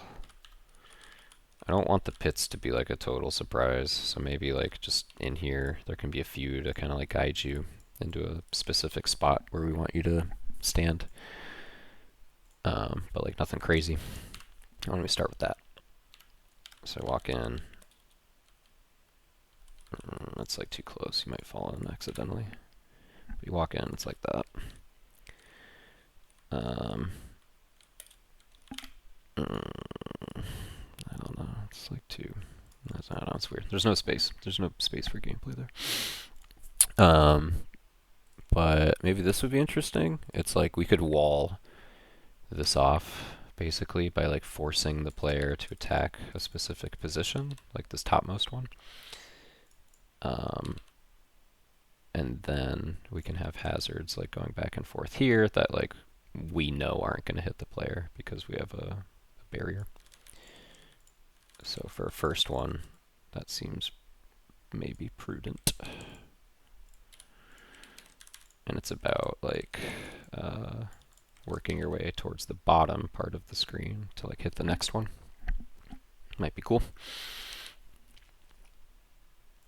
So let's go and do that. Switch these two around. And then switch these two around. And switch that to there. So these things will start going back and forth. There's a couple of pits. I don't want you to just like go down the middle. So this should probably like obstruct you right there. So you have to cross in like a position that's more hazardous. So you might actually like fight some of them.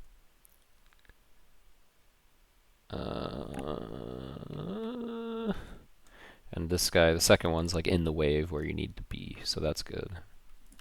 The spot you need to stand. Let's see how this is. Now you're like there. You gotta open that up. And if I were to fight them, then like, kind of looks like that. Whoa. All right, it's all right.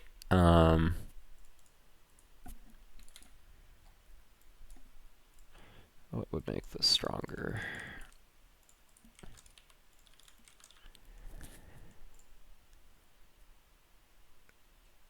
I wish maybe when you walked in, you just like got to fight one normally, but there's like definitely not enough room here to do that.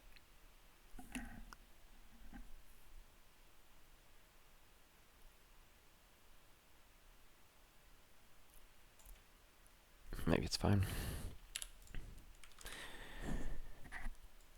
They're like not really in your way. That's good. If you're a coward, you can kind of just like stand here and attack them from a safe spot. But it'll take longer. Maybe one of them you shouldn't be able to do that quite as easily.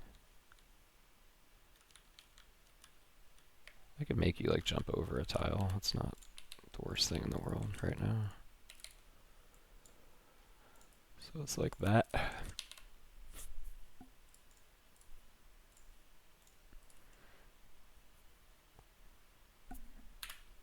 Let's try that.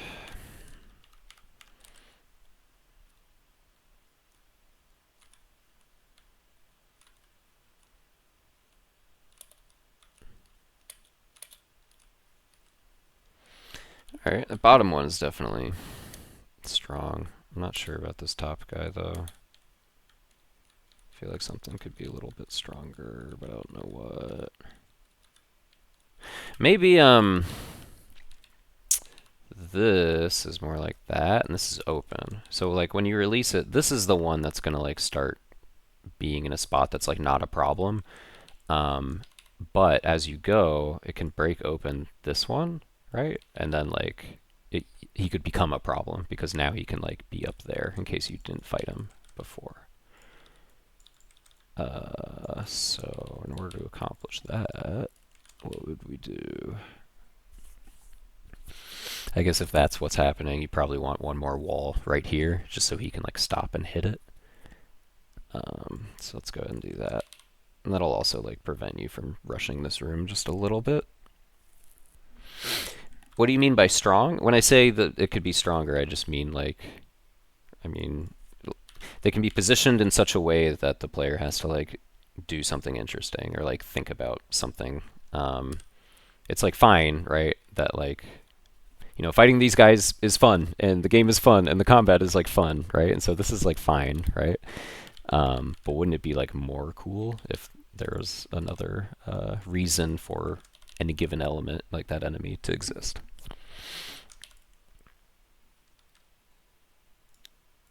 So we have a tile break there. I guess I'm going to need another layer. Dang. Tile break 4.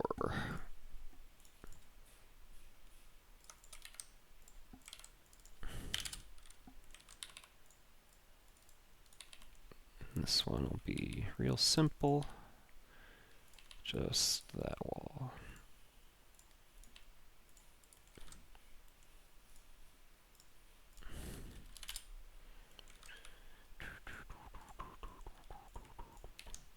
Let's make one more object layer, just because, whoops.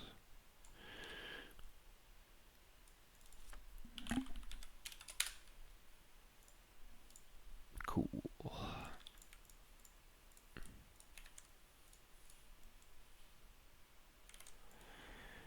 And this one should like be at the top again, so that this guy can be more of a threat, and because we are making you go to the bottom here, so you should have to snake back up to the top. Can you hit the bottom one from across the tile gap, one tile gap? So it's just a matter of strategizing. Yeah, you totally could. If you wanted to like be slow and safe, you could handle it like this. You could do that with any weapon, but like with some of them, it's going to be a little bit easier or harder, right? Like this one, it'll reach, but you'll kind of need to be at the edge. Daggers, they're going to be a little trickier to like.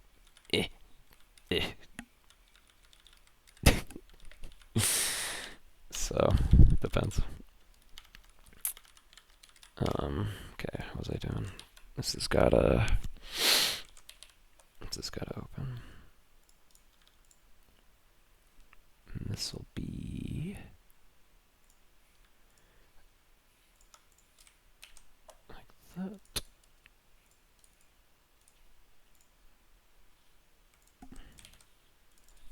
Four, 5.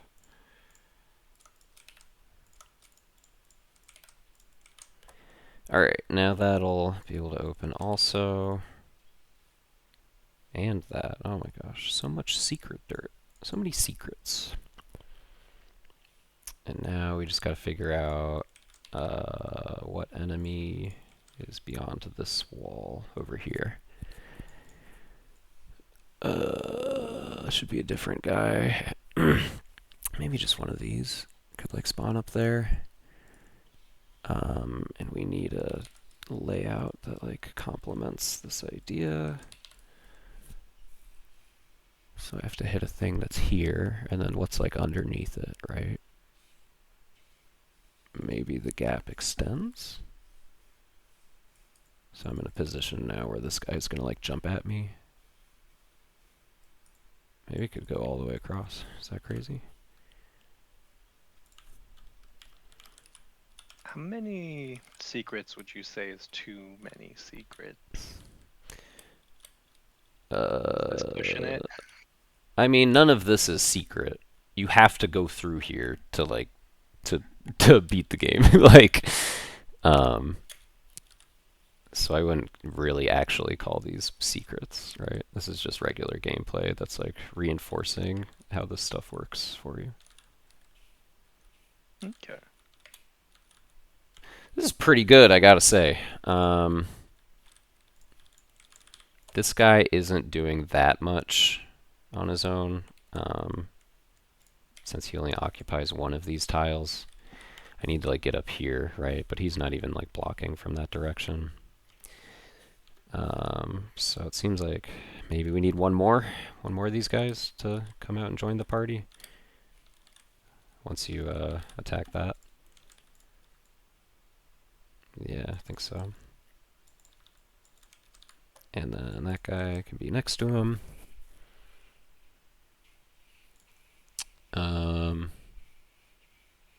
This is like the position you're going to need to stand at to like break this thing.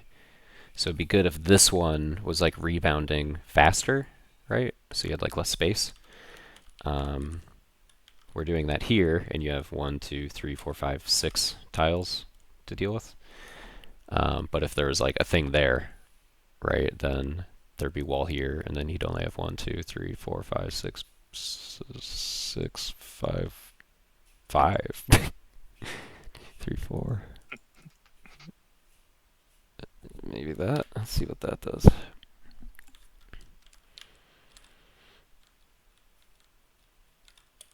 Definitely looks kind of strange.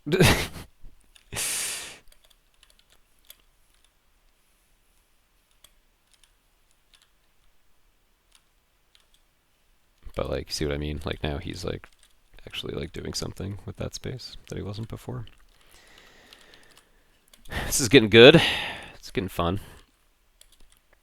I like that we're like also easing you into more pit platforming. This is a good spot to be doing that.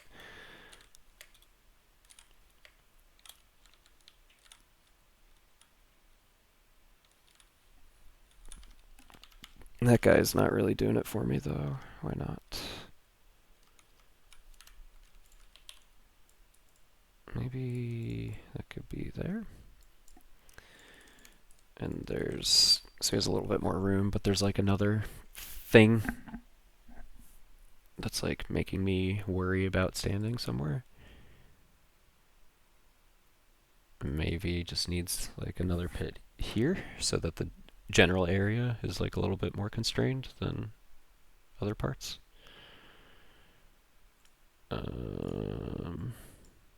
Maybe like that. Really run out of room for this gooper. I feel like he's gonna get cut real fast.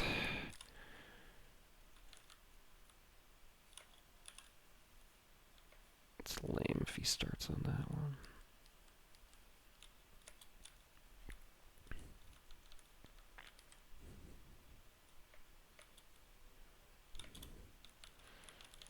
We've got ourselves like a weird layout in here now.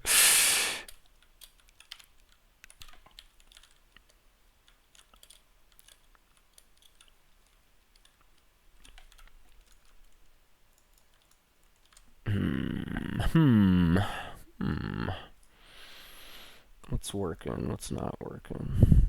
This like big line in the middle is working. This area isn't working. This was stronger when he was up here.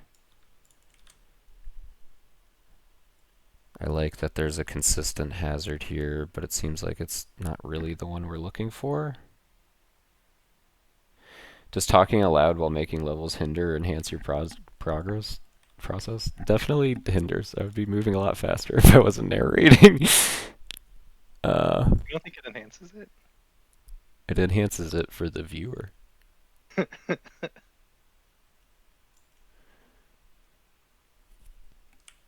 Maybe we need another thing in here, you know? I guess these rooms could like potentially inform that. Whatever like gameplay happens here could extend into this cave. Why don't we spend a little time thinking about that? Maybe that would illuminate a good idea. You're like heading into the secret dirt zone, so like what this needs to do is teach you how all that works. And maybe show you that like you can also have these like single tile ones that you can break. So this should be like a slightly mazy like layout. I haven't done one of those yet in this level. And it could like start to do this like single tile pit stuff, and it could just be like, hey player, go north through this maze and like do some delicate little jumps and like fight an enemy or two. That seems appropriate. And if that's what we're doing, maybe this guy can be introduced sooner. He's like over here, and then I wouldn't feel so compelled to throw as many in the middle of this cave. Definitely not having the mole man. No matter what, mole man does not go in that spot.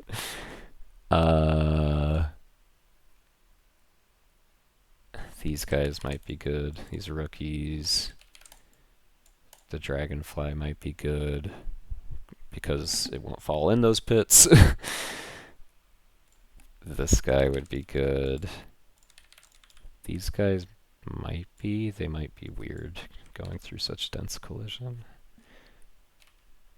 And shield might actually be really cool in a really constrained space because you'd have to really deal with the shield.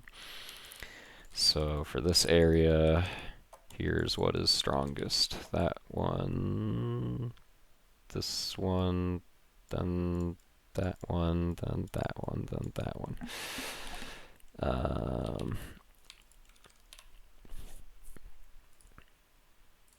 Okay.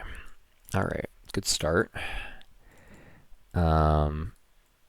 Now that we know what this is, what would be a fun layout and what would be some fun enemies to do for these two screens? And we have plenty of space to work with also, so that's good. We can really make whatever we want here. I feel like since it's happening here also, we want to have a few spots where it's like, hey, just jump for some bones. Like they're like floating over some of the pits. I think that would be a good thing to have in the screen as well. It's kind of weird that there's a pit when there's like water. It's like when you fall in the water, but I guess not. It's fine, whatever. Do you expect those pits to be full of water? Maybe the art could just like look like a really deep, far away piece of water tile. Okay. And where's our checkpoint? I gotta like make sure we're not messing anything up here. And how far does the player have to go from this checkpoint? You've got that rope shortcut, so you're gonna go 1, 2 screens up the rope, do the screen down to here, just 3, 4, 5. And then you go through the cave. So immediately after the cave, I think you need a checkpoint, and then you do like the last bit of the level when everything's all on fire.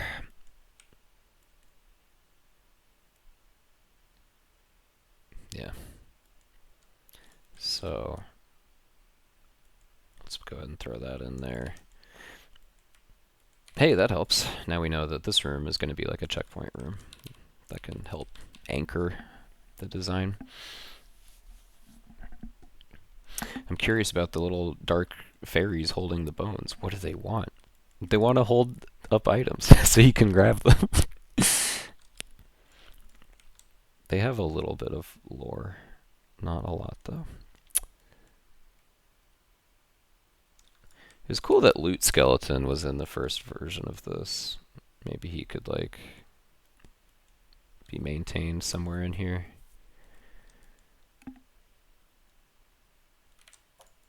Maybe not. We'll see if he pops up. Alright, back to the task at hand. This one. I just fought some guys. I learned about these like little X spots. It'd be good if there was like another X spot at some point, just as like a fun optional secret. Maybe that could go in this room. Like it's a room where you see like a checkpoint version and a not checkpoint version. So you're like, oh, okay, I get it. That one takes me to the underlab. That one like takes me to, another spot. Maybe that's what this room is, because it's also been a while since you had a secret room. One was over here. So by the time I've gone 1, 2, 3, 4, 5, 6 more rooms, yeah, I wanna do another fun secret when I get there.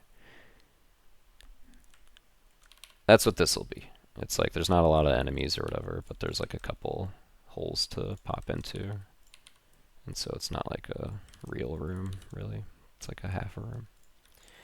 And it'll have some kind of cool and fun architectural layout that I haven't figured out yet.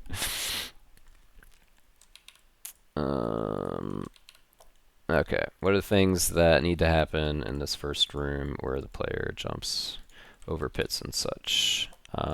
Step 1. It's just a single tile pit you gotta jump over. Step 2. We don't want moving platforms in here yet, but like a timing element or like some other element would be good. Step 2, you're walled off, and you gotta break a single one of these like boulders because you're trapped.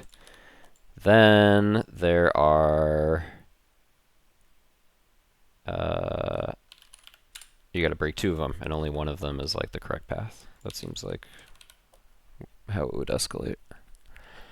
That's probably all the room that we have in here. So let's make a shape that accomplishes those goals. And Sandy will replace these with the new boulder art you did. I'll do that later.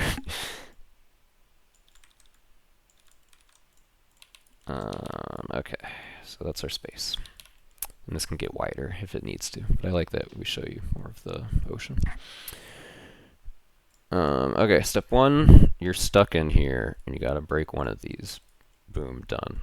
Cool. Step 2, you gotta jump over some tiles. So how about after that?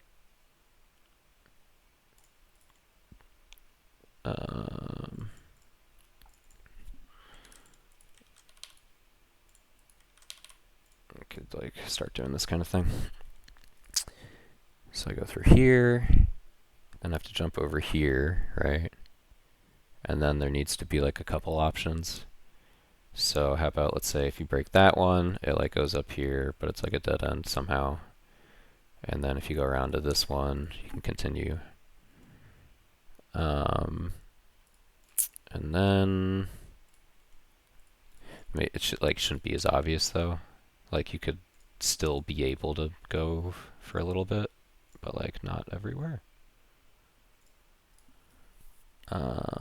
But it should be that you have to like go all the way around to like actually do it.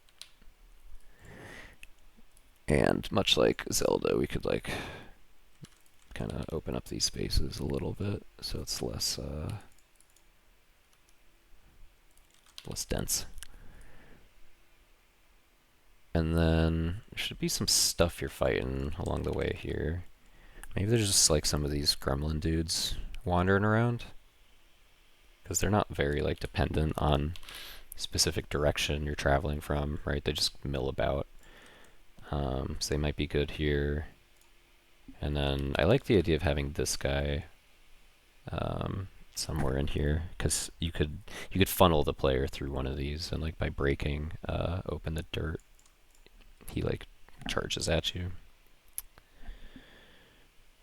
And there's always these guys. They kind of do the same thing. So maybe we should use that. Okay, so I jump there, and then maybe it's just simplify this. Nah. I don't want it to be like so dense though. Like I want it to be as sparse as we can, basically, if we can make it. Could do the thing where it extends into the next room, right? Where like you don't know what the right path is, but once you go into this room, you're like, ugh, like it was a dead end. Time to go around. We could do that, but what if we just didn't? How about we don't do that?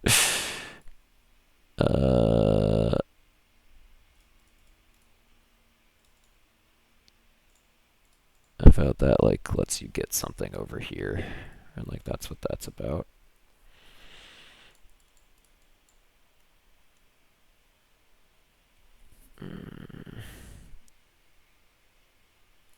Still kind of dense. because you don't need anything but that. I wish the way like across screens could be totally open, or like have that feel to it.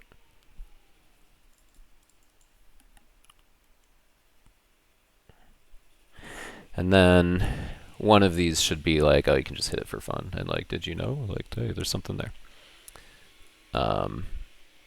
Not these, because they're load bearing. You can't go to the right from there. Like that one, right? You just like get a little prize.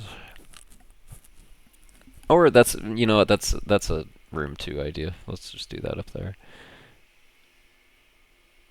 And so now all we gotta do is figure out some fun like enemies that would work here. Let's try with this guy first. There's just like really not enough room. He's gonna be like vibrating back and forth. If he was like this, and you know, and then there's like some more open space, then that would work okay. Maybe this whole thing's gotta be wider. That's where this is going, isn't it? So it is. So it always goes. Gotta make a little more room for our gameplay.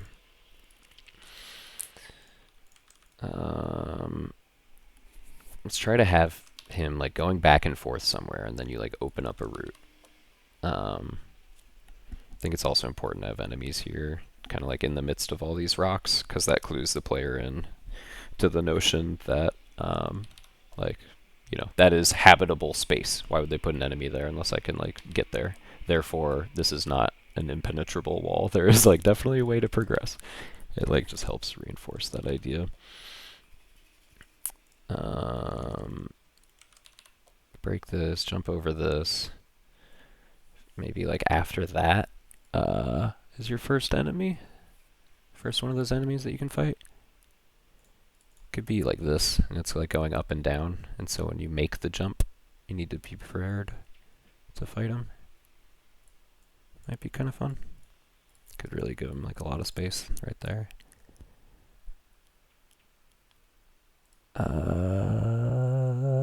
And you gotta like stand.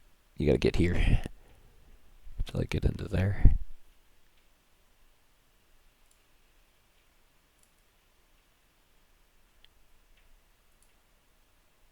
And then this could be like another platforming area.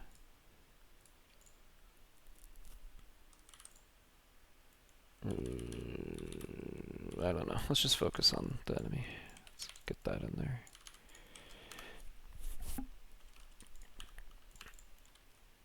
Oh, and we gotta actually make these breakable. So let's just cover all of that with additional ground. Oh, wait.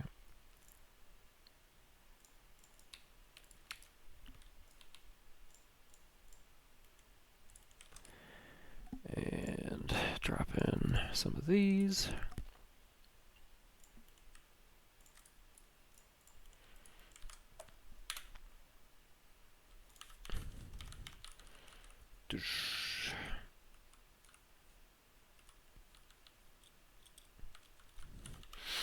Alright, it's turning into something.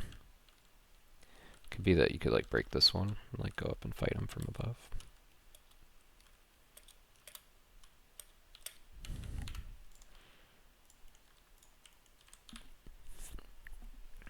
He'd probably be better going side to side. So it's like I'm moving north, but like when I open up new paths, sometimes he's like running in front of me.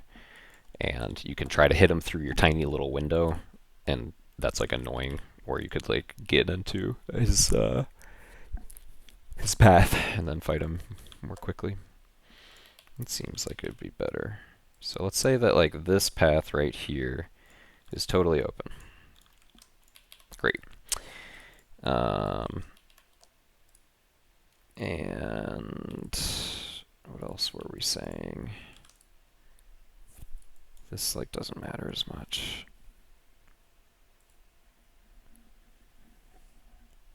If this is totally open, then how do we make it so that there's like a right path and a wrong path then? Maybe like just from here. It's like that. And then one of these, you can tell, like doesn't go anywhere.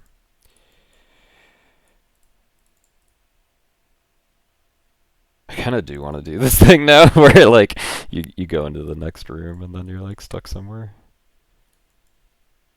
But it's like there's a thing you can get. No, I gotta resist. Gotta resist the urge to stuff the room with too much gameplay.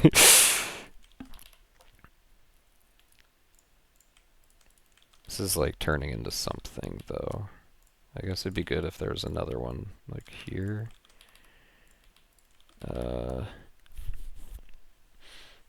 Like being annoying, going back and forth there.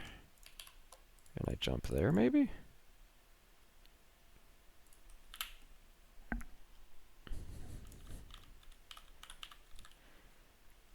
Oh wait, okay. Could you bait the player to go the wrong way with a chest or something? This might be a good place for first chest in the game, honestly, now that you mention it.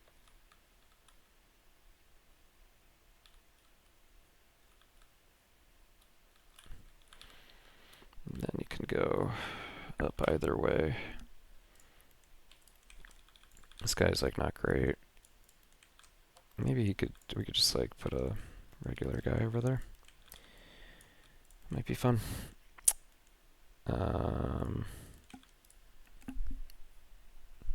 This like length is good for this guy, so I don't want to like make this entire structure like too much wider, because like the amount of the window of opportunity you have here, I think, is like good to hit him. If it's longer, it's going to take him longer to go back and forth. Can a game have too much gameplay? Sometimes. Sometimes you don't want to like overload the player's brain with a billion things to think about like all the time. Sometimes you want to give them a breather.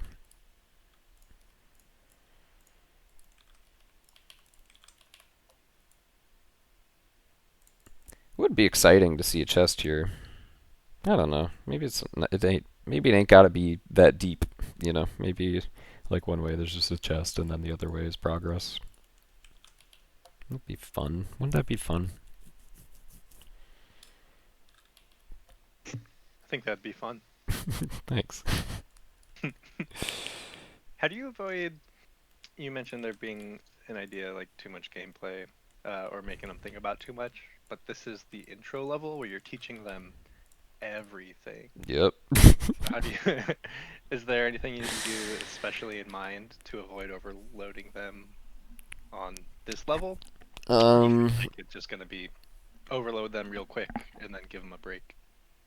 Yeah, I mean, a big part of it, I think, is just like spacing out the lessons as much as we can, which is kind of difficult because some of these you want like closer up to the front, right? Like, we're doing all the secret stuff, secret dirt stuff here because like in our last bit that we have remaining, I want the opportunity to like put some like actual challenging secrets that like you might miss, right? There's got to be like one of those in this stage, and so you need to learn this here so that later, once you've forgotten about it, maybe I can like put one of these gray rocks, right, and be like, oh, do you remember? And you can access a secret room. Same with like enemies, right? It's like I don't want to throw every enemy at you on every screen. It's like for a while, all you got to think about are these like gremlin dudes. And then all you got to think about are like slimes and gremlins. And then all you got to think about are like mole people and slimes. And then the mole people are like all here, but also now these like shock troopers start showing up. And then you got to like think about shock troopers for a little bit. And then there's a new idea, right? So just kind of like making the through line, giving you stuff that helps you like understand all of this, and compartmentalize it more too, giving you like a scene change whenever that's required. It like helps, I think, that like you fight these new enemies by like going into a cave. You're like, I'm in a new place, doing a new thing. Okay. What's this gameplay gonna be? Does Gremlin work if we pit it up? That was a goal of this part, is to like put a bunch of pits somewhere, right? Yeah, that kind of works. He's like standing in an annoying spot, and you gotta like do something. Maybe that would be fun. Just like a diagonal. So I could put something there that you gotta jump to. Could be like a little bone right there. Haven't done that yet.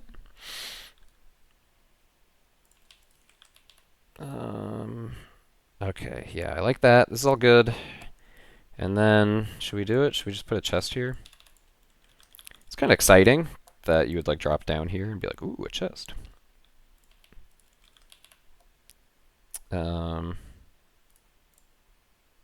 If we really, this is too complicated for the first chest, but it'd be cool if like I made you like jump to it or attack it from a tile of the way. We shouldn't do that though.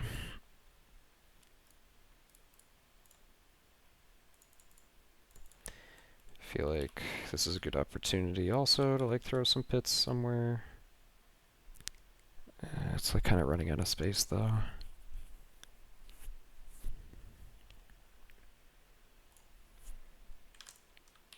Even just like a couple right there, I think, will like scare you a little bit, even though they're not actually in your way.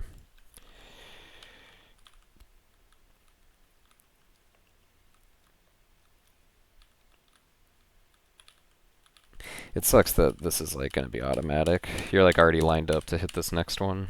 That's no good. You should have to like hit it. You should have to go in here and like, you know, brave the dangerous spot. It'd be so cool if like there could also be an enemy in here, and you like need to jump over it to begin interacting with it. Like you gotta jump into the fray. But that means I'd have to like extend that further. Could do like something kind of wacky like that, and the chest is like down there. And this could be like a jump down. And there could somehow you get back. You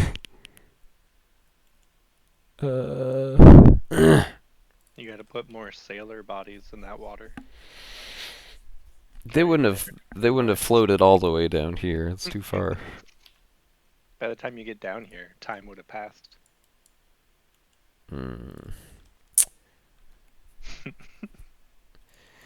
The jump down would be good, because then I can like put one of these guys going back and forth. There's just not a way to get you back up here.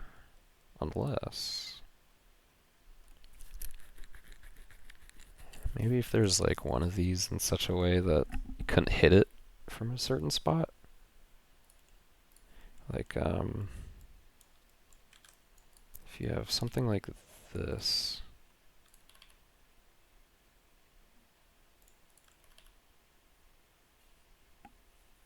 And like that's land.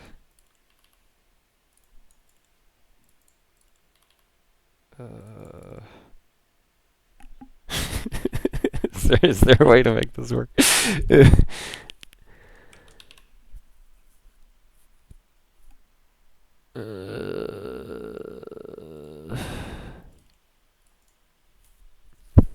I feel like there is. There's like one shape where just because of where the pits are, you like can only approach it from a certain direction.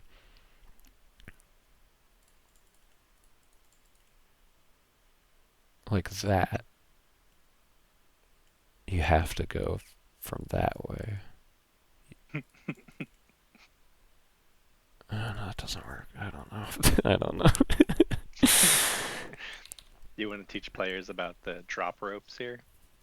We got plenty of ropes before all of this. So you're saying it would just like go over here, right? And they're like, there's a tiny rope right there. That's worse. We want the player to we want to force them to jump here, because the like gameplay we're going to be doing is this guy's going to be like going back and forth. So you need to time it. It's like when I jump down, I need to be ready to strike, because it's gonna happen immediately.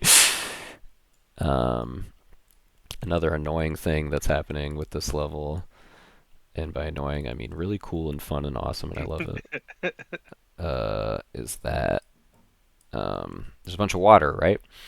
But in this area, we do not want the player to touch any of the water, which is very limiting and it's kind of frustrating. This was better like that. Reason being just because there's like mechanics of diving through the water. Like if a player were to end up in the water, you can like, oh, it's fake water, surprise. But like, you know, the player can like swim through it. And this whole like area over here in the bayou is designed around all of that. So like we don't need to, the player doesn't need to know about burrowing through water yet. They barely know about burrowing through the ground.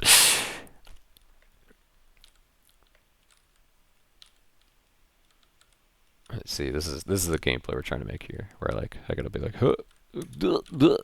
You gotta like be quick on your feet. That's cool. You have those boat tiles, right? Maybe you can make the player look like they're jumping onto a boat that has rails on it.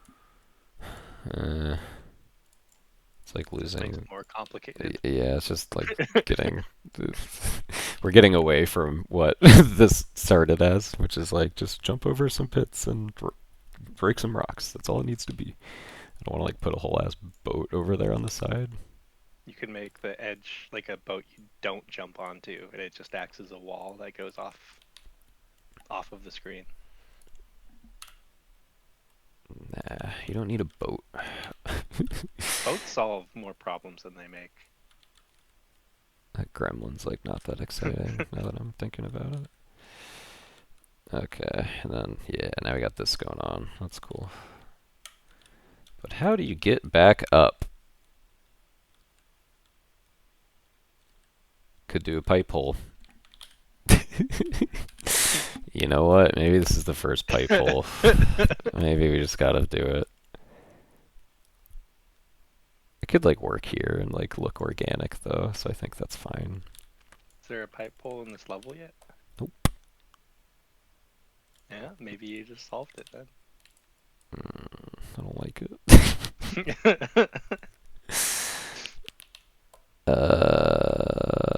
Maybe.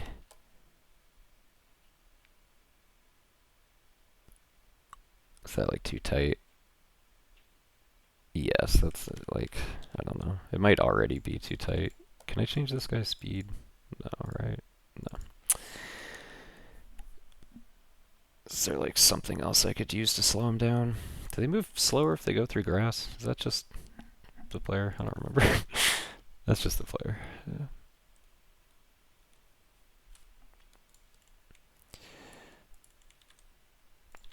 Screw it. We gotta move on. It's piping time. I had one somewhere that was already hooked up. Where was that?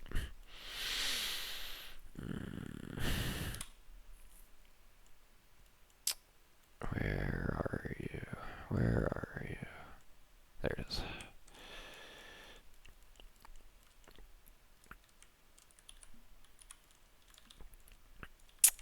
Okay, here's why it's like slightly cool though. I'm gonna put it underneath the chest. So at least it's like, ooh, I unlocked something. And then it'll just go like straight to the right. And this will be a covered one.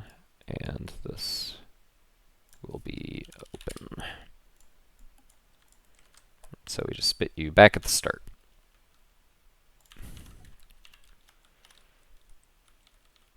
So you get down here, you're like, oh, what's this? Some sewage pipe? Alright, cool. And then you come over here. And then you start doing this stuff. And then maybe you come down to this one. You can get that. Get a prize. And then whoop, you're back over there. And then you continue onwards. That's cool. It works. I'm liking this. I feel like the problem now is that this room is already so like dense that I don't know where to go from here. I feel like this should be like the dense room with the chest, and this should just be like a little bit breezier and easier. And like up here you're looking over on the ocean, right? When I fall on the bottom, I want to see all that over on the left, but like so much of it is covered up now by all this crap that we had to make. So as much as I like this, why don't we say the chest and all that somehow that's like as part of the next room, and just like get rid of all this and simplify it. There doesn't need to be a chest there. There could just be like a couple bones, you know, and like that's that. We don't gotta put a whole side adventure this early. So yeah, let's just move that out of the way. Put that over there. And this gives us more space too to like deal with this thing, since we can design it around horizontal gameplay now instead of vertical gameplay. Which means that maybe this should be like super condensed, so that I can make like a long bottom area over there. And if we're doing that, that means I can kind of do that. And like maybe I don't need as much room anymore. I guess you need 2 tiles.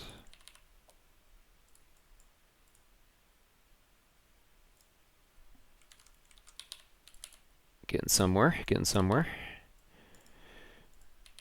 It's cool. Okay, so that'll just be for bones. You could like break that and then like hop over there afterwards. Whatever. We'll put a nice big bone there, and then like a few little ones right there on his path.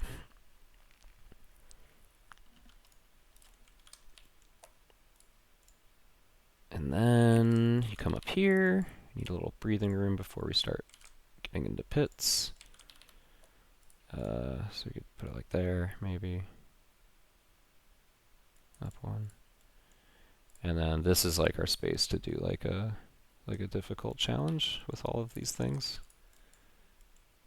But in the meantime, let's just go ahead and make sure this is in there. You get to the end, and this guy is like going back and forth guarding his chest, which means that needs to be ground, and we need our fences back.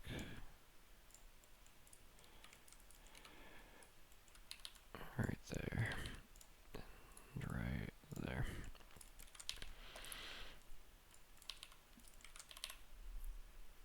And then now that we're going north, though, we do have room. We could do a drop down instead of the pipe hole, right? That like takes you back like this way. Could be like that instead, but I don't know. It's too early to say. Let's just like keep him there for now. We'll figure out how to link it up once we're confident that like the main gameplay is good, because that's more important than this dumb little secret with the chest.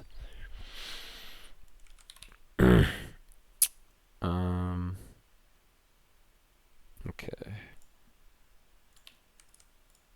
And then, yeah. Alright, feel good about this room. Don't feel as good about this room. We need some stuff in there. Okay, so what has the player done? What do they need to do? They jumped over some single tiles, they broke some single dirts, and then there were 2 options, and then they had to choose which one to break. The next one needs to be more exciting than all of that. it should be that, like, when I break it, the thing comes at me, and there's, like, no way around it. Which is kind of what's happening here, but with a ledge jump down. So I think it's like that's now what we're doing. Like that's happening in this room.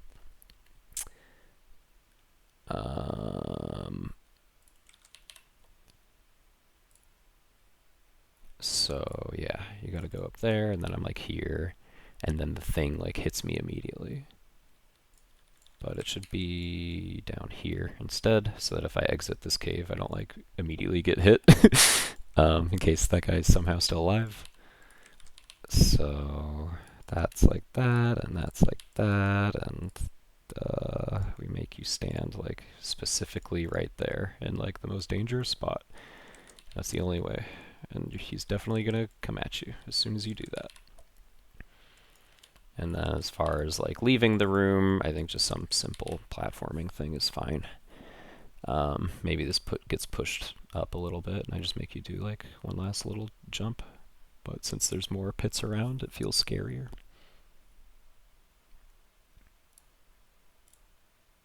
And then obviously the path indoors, that's got to be one of these that you break.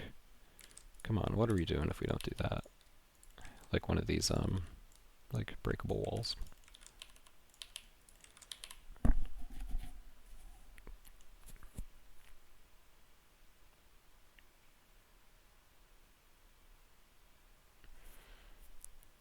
Maybe this is the jump down, and this one is the one where you break the rock.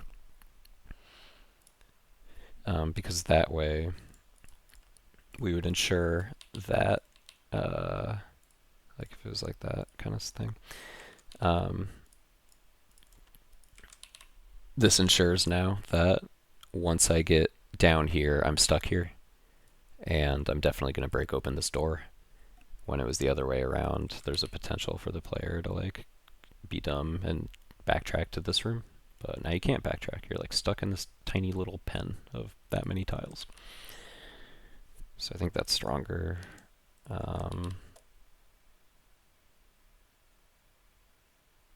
This should be like there then.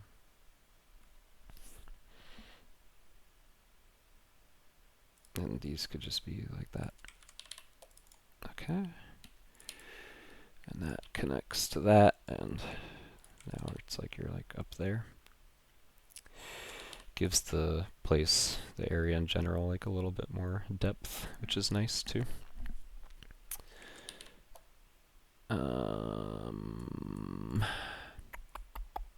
What else? Carves out another little spot. We could put another couple bones up there and like do some other kind of jump to get there to make you worried.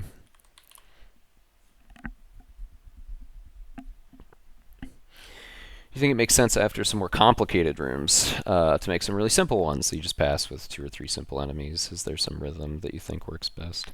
I'm definitely thinking about the rhythm of it, exactly like you're saying. Yeah, but I'd say there's not one that like works best.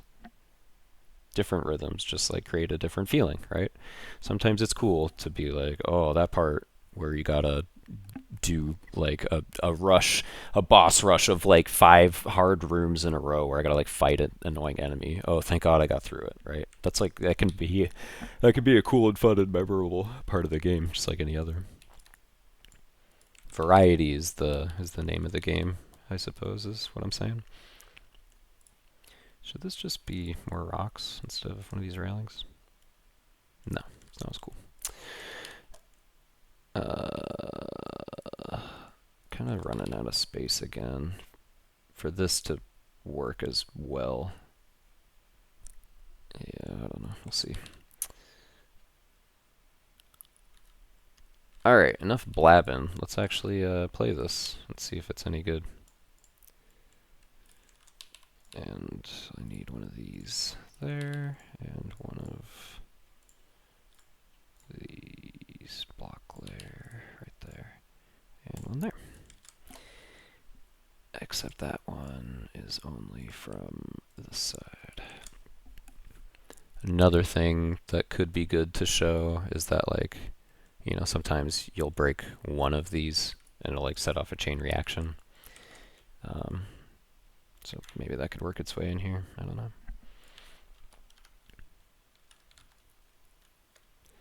Does the water need to exist in the top room at all? No. I guess not.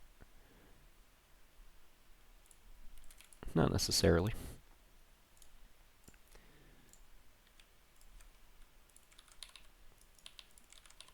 I think it's just all... I guess at the bottom, I want to see all of it. And it's weird to like to hide the dividing line like that. But it could be like, I don't know. let's keep it until it's an actual problem. Why is that not working? Oh, that's because I clicked undo too many times. Okay. All right. Now I gotta hop down. Ooh. Whoa. And now I gotta release him. He's gonna come for me immediately. Ooh. And now I get to open a chest for the first time. Yay, I got a thing. And now I can like walk over here and open the door and go inside. And then we're back here. We're coming up on 3 o'clock, but take as much time as you need. I think I'll keep going for a little bit. We can get like this chunk of game, all this stuff, like feeling pretty good. Then I'd say that's a very successful stream. 5 cool, good, final done rooms in one stream. Wow. Whoa. And planning for the next, I don't know, however many this is going to end up being. The stuff I do with the rest of my day, essentially. Not bad, not bad. This is like less impactful now, seeing this chest. This one is now like, oh my god, the first chest in the game. And now I'm like, oh, I guess they're everywhere. This is a little less exciting now. Someone did ask a question a little while back about, are there mimics in this game? Yeah. But, like, I probably shouldn't tell you what they are, right? Or else that would kind of ruin it for you, wouldn't it? There'll be some mimics. There'll be more than one type of mimic. How about that? Does that whet your appetite?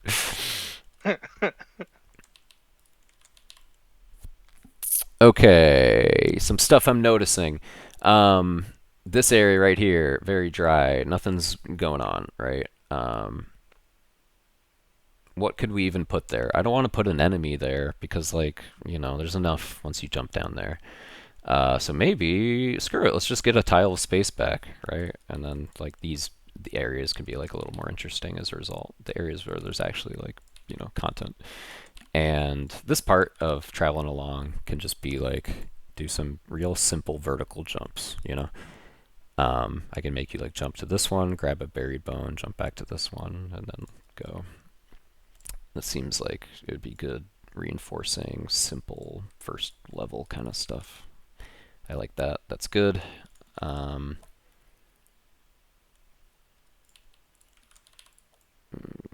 Let's see.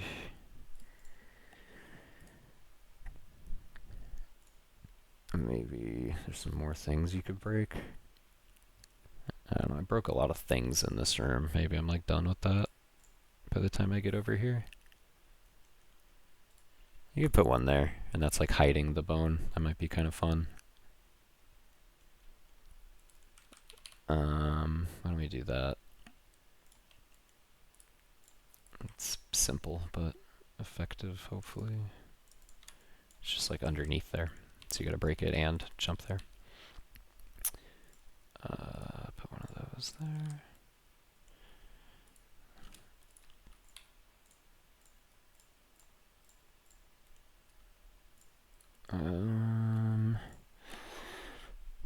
The gameplay of like fighting this guy and this guy feel too similar, I think.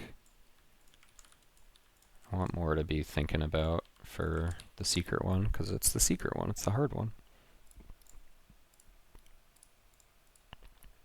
Maybe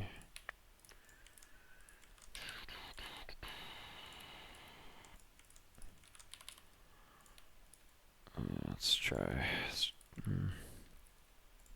I don't know. Does our exit line up? We pushed this all the way to the left.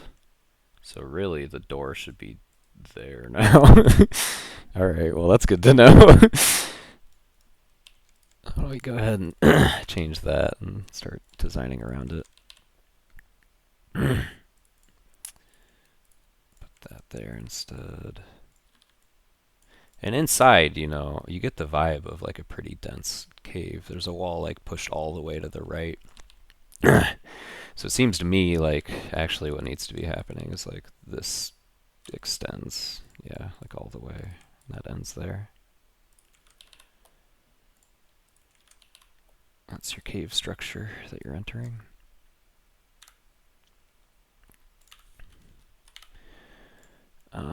Why is that visible? Wrong layer, that's why.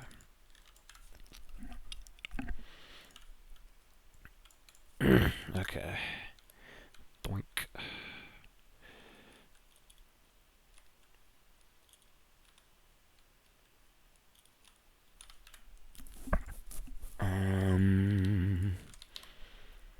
Feel like these should be flipped. Like that's over there. The chest should be like farther from you at the start, not closer. That just makes sense. This should be over there. And yeah, they're both kind of like coming at you from the same direction now. Obviously you need to be able to stand there because it's the exit.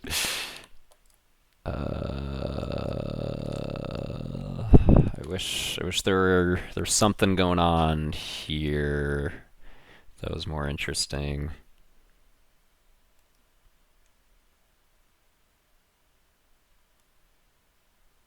I'd put another, but like we're really like overloading it with this guy now, right? Like maybe this is honestly what it should be.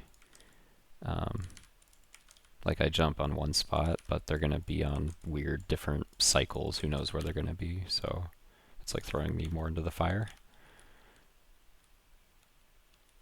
Like now I'm here and I can kind of like weave around like this. Now that's easier, which means this is like stands out a little bit more because like it does constrain you in the way that the other one used to. Now there's like a difference between them. Now this one is like the easy one, this one is the hard one, which is what we wanted. Now, when you jump down here, you must learn your lesson about breaking open secret dirt. Now that that's the case, this lesson is like pretty redundant, isn't it? And now that there's a chest here, this chest sure is redundant, isn't it? So maybe now you just enter on the screen. Yeah, why not, honestly? Cool, we just saved ourselves a room.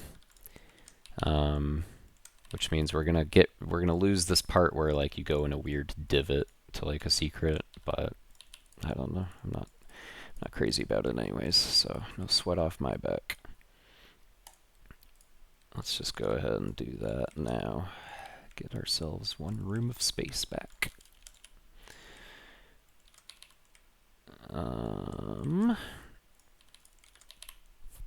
Cool, okay.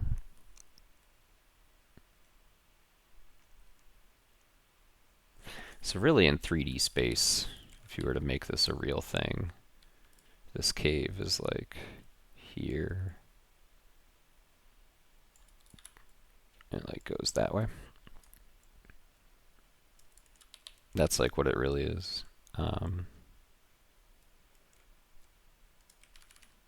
But you can't like see that, right?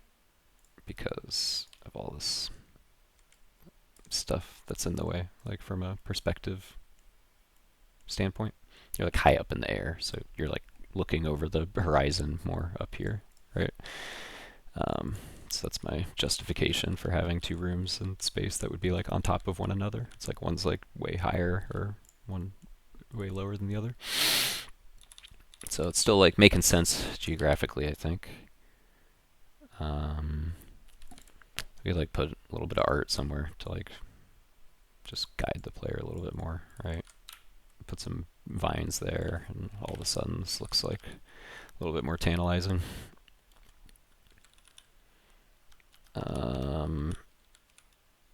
Yeah, I don't know. I like all this.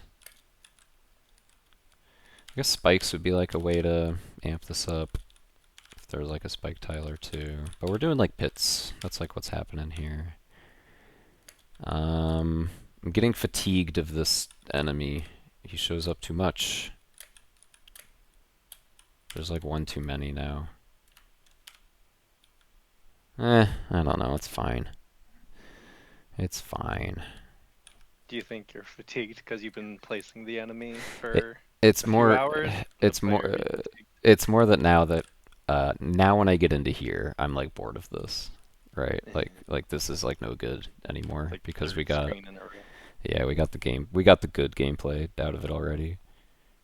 So that means that when you get to this part, like there should be like one of these guys, and another element from the same area should be like carrying the fun, I think, in this last little bit.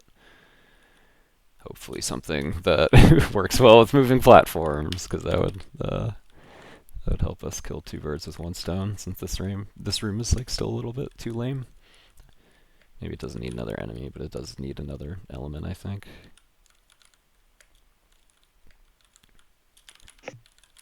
You know, it's sorry, go ahead.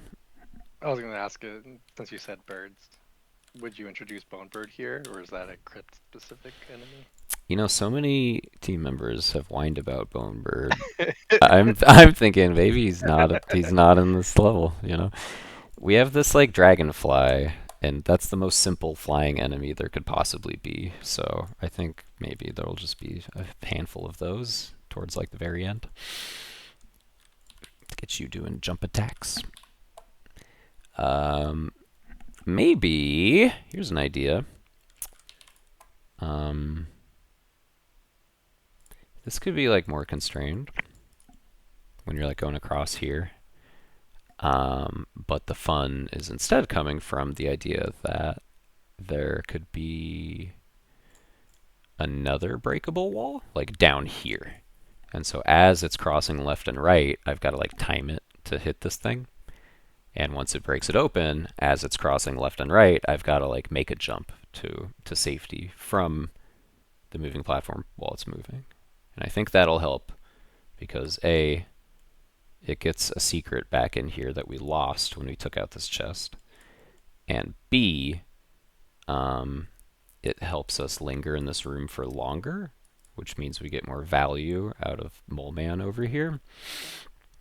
And C, it allows these jumps to be a little bit more interesting, which also felt like something that was missing. Because in addition to just like hopping on here and hopping off, neither of which really require you to jump, you could just walk, you know, while they pause. Now I can like make an area down here where you like really do have to jump, but it's optional, so it's not a big deal. I like that. I'm into it. I have a feeling all of this is gonna like move one tile up or down at some point. But I'm not sure which, so I'll put it in the middle for now.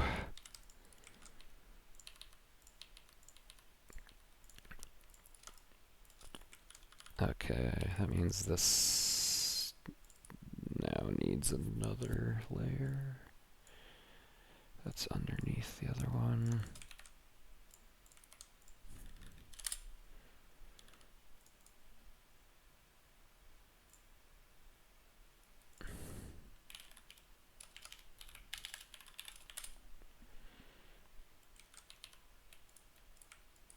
Those go there now, so you can't see them.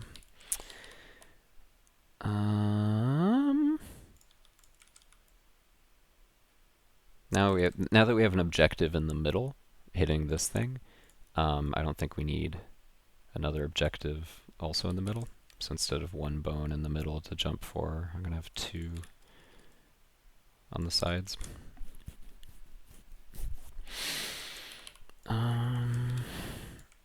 This goes on what layer?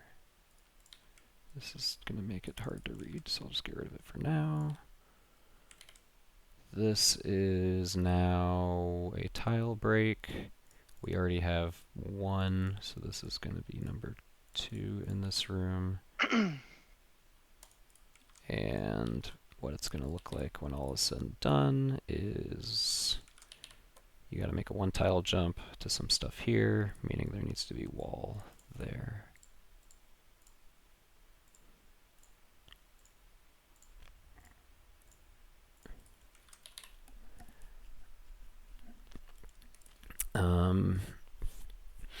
We have a few options here. It's going to like break open some wall, right? There could be a platform like right there, right where you broke it open, right? As one might expect. But you could also like do this. So you break it from the middle, but then there's like a thing on the left and the right to jump for. That's getting too crazy. This room ain't gotta be, it ain't gotta be that much, you know? It can be simple. It's plenty cool and complicated and crazy already. Let's put these tiles in there, get all that going, so it's nice and readable. This means that you could kind of tell, maybe, because the art would be like poking out. The pit art is like kind of a tell here, if you're really astute. Let's finish tiling that out. Boom, boom. Cover that up. So that'll change it like that.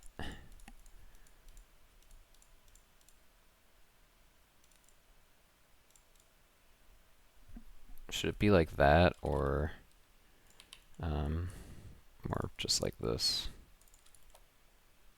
That seems better. It's like safer now to jump towards. Doesn't feel so hazardous for no reason. You already did like the scary part.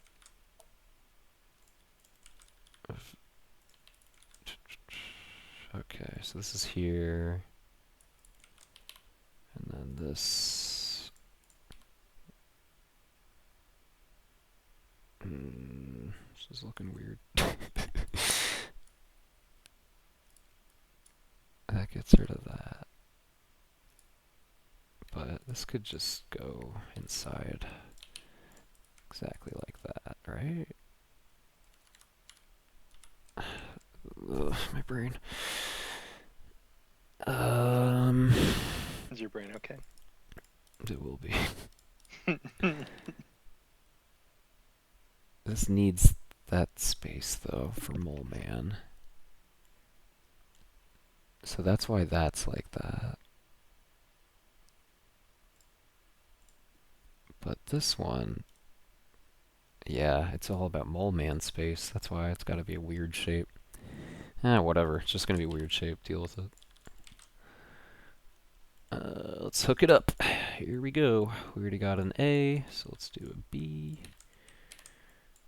And this one points that way.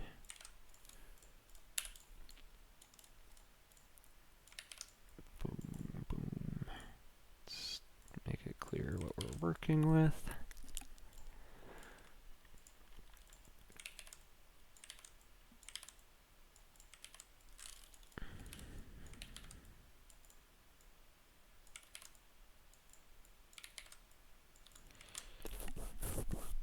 Alright, place your bets. Did I set it up right? Or will it fail?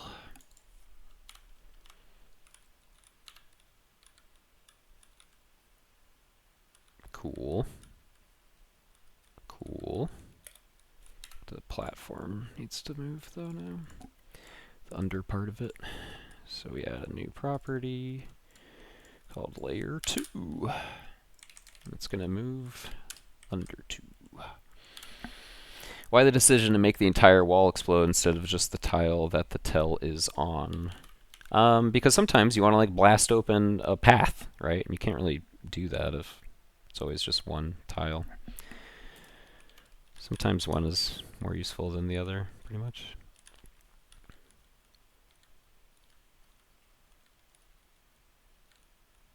Now you could like hop here and grab some stuff while like waiting for the platform. You could hop back. Could do the same thing to the north, right, and give you another platform with some other goodies, but we don't wanna overwork it, I think. The shape sure is weird. It's too weird. Can we like even this out? This could just be like that and like put some rocks there or whatever. No, it doesn't gotta look all crazy. Or it could just be open.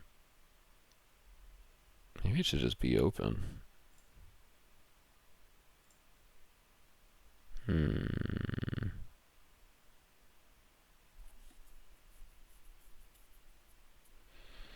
I don't know.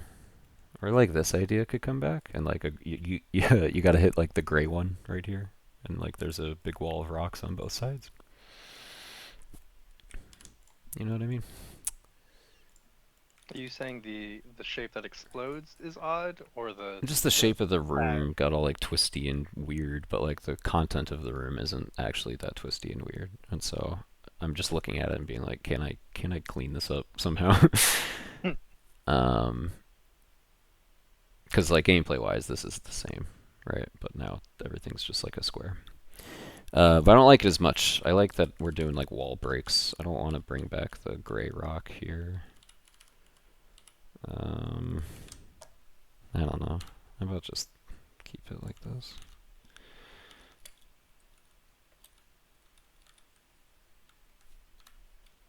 Or, I guess, how about it's like, I think maybe this could actually just look cleaner.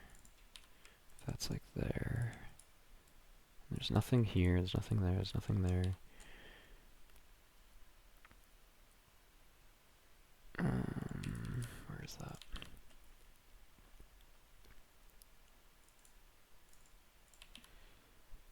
It's like that and that.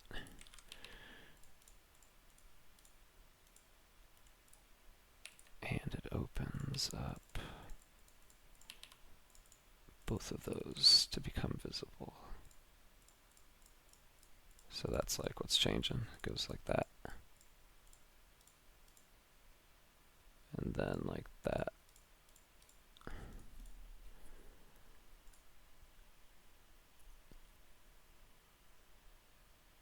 Alright, this is cool. Another area in which this, I think, could just be easier is if we do that, and then this like makes kind of the same shape on the opposite side of the northern part. It initially looks like that instead, before you bust open the path. So if we wanted that, then it would just need to be that, like these are the only tiles that are changing. So let's put that on that layer and get rid of all this other stuff. We don't need it anymore. And this can just look a little nicer because underneath it, this happens. And the goal of this moving platform is to just get players to think about secret rooms while they're on moving platforms. The goal is just to get them to jump on a moving platform and be like, okay, I gotta be careful, here I go. Just need an opportunity to do some of that. And how do we make, and the question then becomes, how do we make the room as exciting as possible, while also understanding that it really doesn't have room for a lot of nonsense. It needs to be pretty straightforward by design. So to that end, we're just like putting a few things in here that you can grab and go for, but nothing like too, nothing that consumes too much of the space in your brain. Now we gotta hook these up correctly. So that has some extras now. Right there, right there. And this one doesn't need to break nearly as much.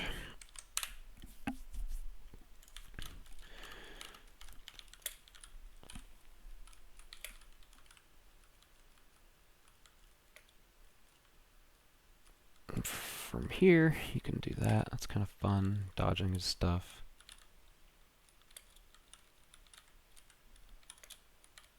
And then you leave. I'm into it.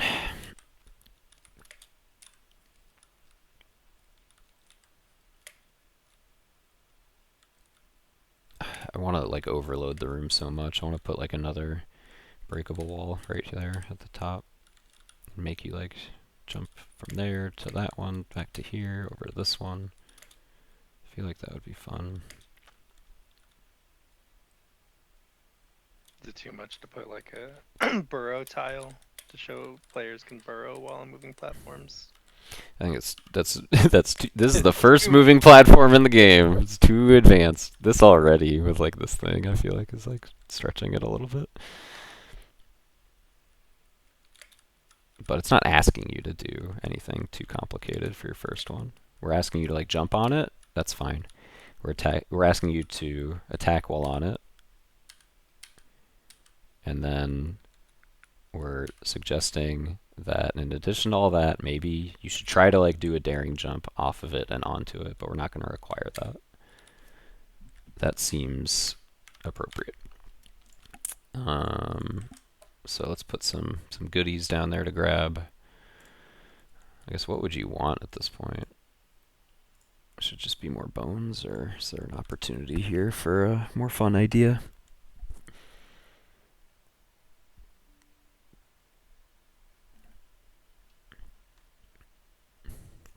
I definitely want to get like a sidearm here that I can use in these two rooms.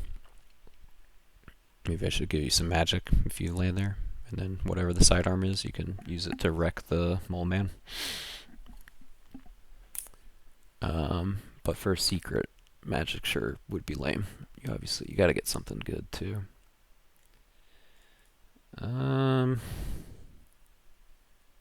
Maybe this should just be. I don't know. Maybe it should be more open. Is there an opportunity for the player to get any trinkets in this intro level? Absolutely not. Too early for the player to think about that, I think.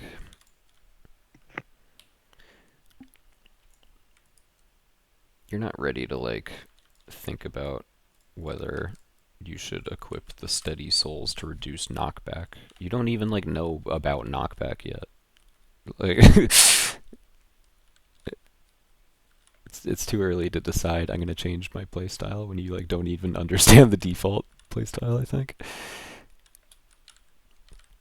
All right, let's call that one done. I think I could clean it all up more, but as is often the case, it's entirely possible that we will get a great idea of what to do here once we finalize what's going on here.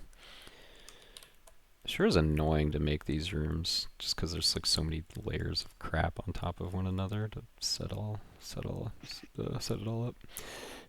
That's how we get future tools requests, though. It sure is. When something's so annoying, you're like, I gotta write a request. And then the tools get better. Yeah. Okay, we don't need any of that anymore because you can't break that. And then where that at? That's this stuff.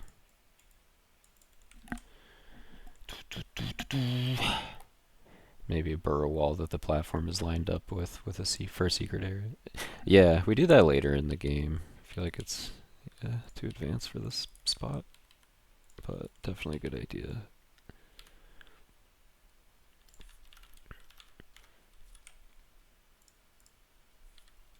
I'm getting pretty hungry though. I might need to call it soon. All right. 3:15. let's review everything that we've made so far and see if any brilliant additional ideas come our way, or if it's time to wrap up. So here we are. I am at the checkpoint. I've unlocked the shortcut. I'm climbing the rope. I'm jumping over those nice little spikes that we added. Now I'm jumping down here. I'm doing a slightly more complicated fight, ideally. And then we are hopping down the tower. And now we're doing the new content. Break open a secret dirt. Have to fight this guy, but you can kind of like approach him however you want. It's not a big deal. Now we gotta approach a guy that's like more annoying to get to. You could like do that, and that's like better and easier and faster. But if you're like really afraid, you can do this, where I'm like, come on, gotcha. So that's all cool. I can see that thing and be like, yeah, I want that, gimme. And then I can break this thing. That's no good. Shouldn't make the fire do that. Maybe you should have to enter here. And this pit is there. So you gotta do a horizontal jump instead. That would be better. Let's do that.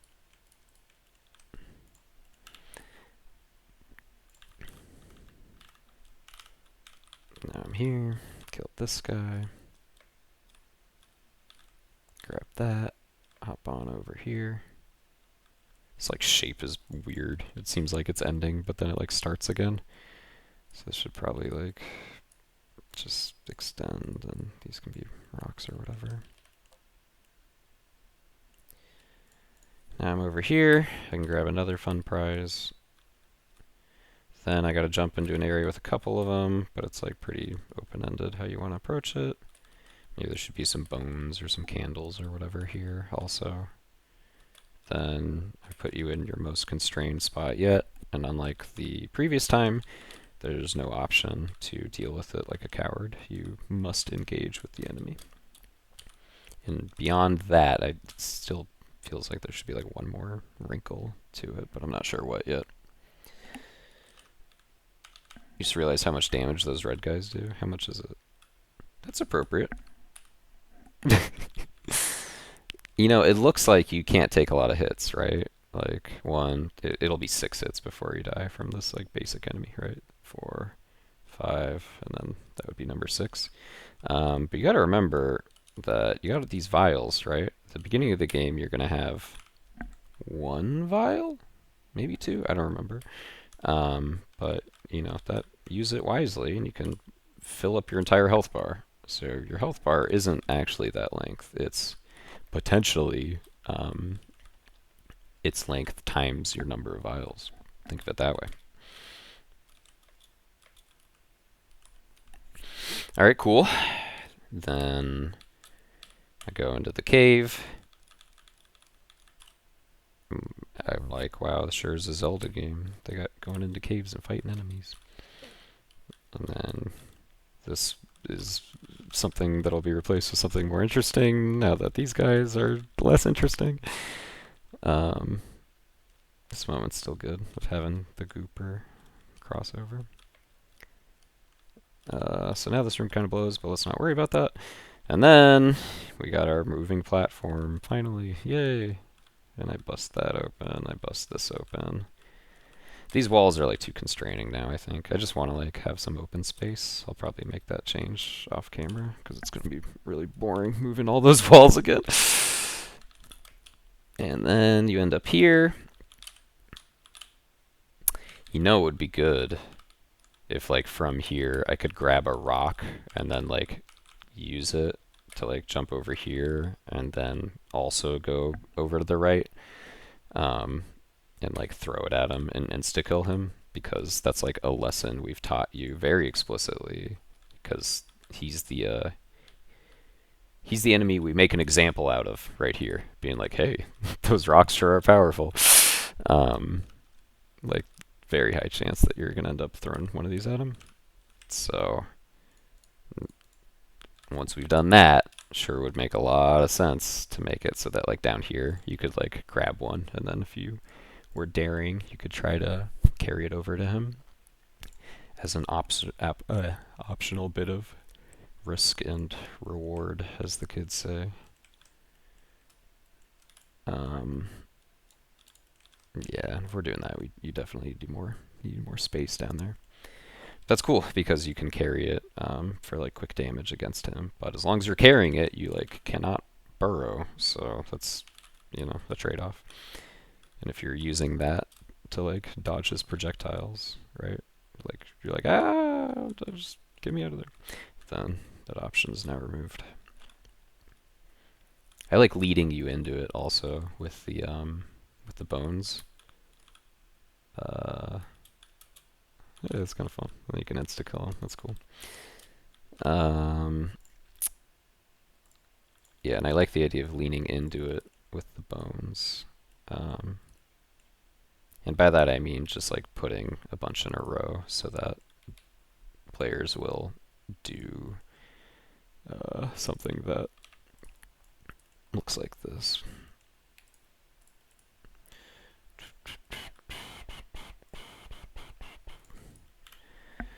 Right, when you put them in a row like this, and you have to jump like to this platform, then now you've got yourself a situation where people are going to go like dong dong dong dong, and like grab the rock all in one fell swoop, and that's fun. That's cool.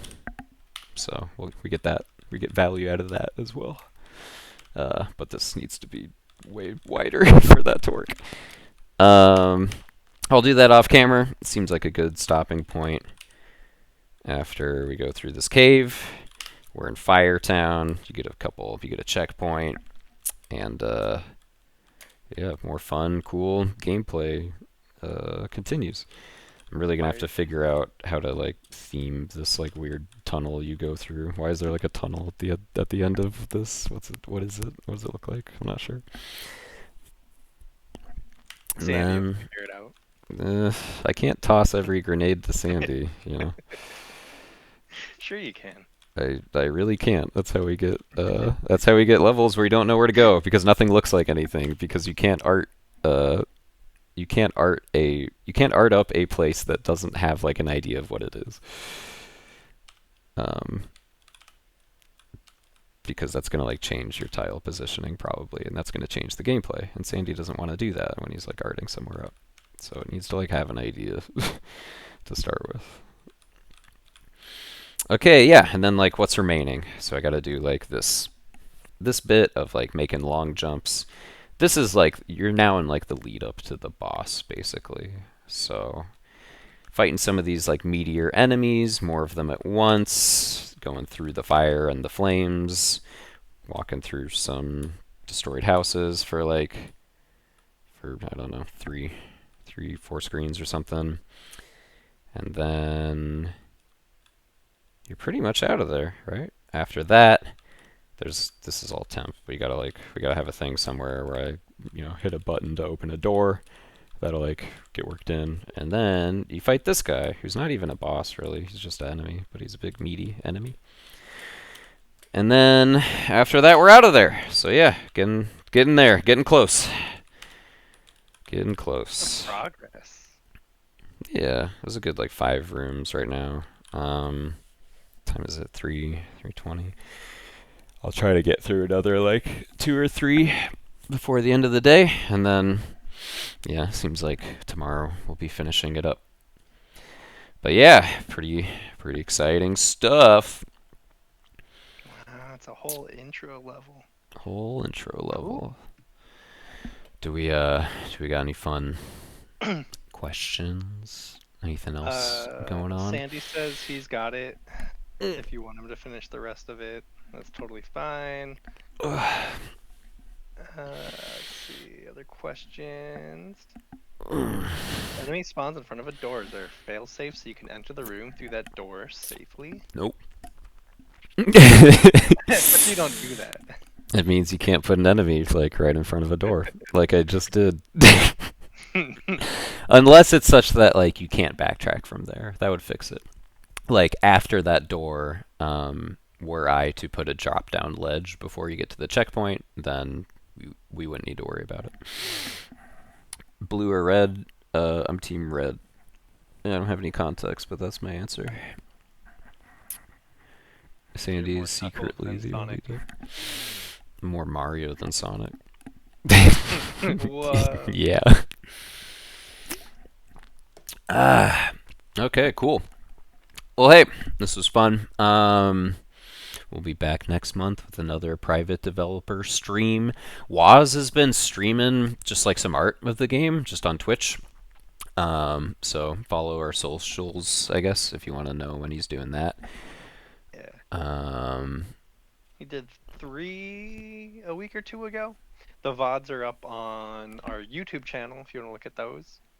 Otherwise, he'll randomly do them on Twitch. So keep an eye out for those. How long are your work days? 10 to 7, with an hour lunch. So that's like a normal 8-hour day, right? Is it? Yeah. Great stream today. Yeah, alright. Take it easy, everyone. And have a great rest of your week. Goodbye. Bye, everybody.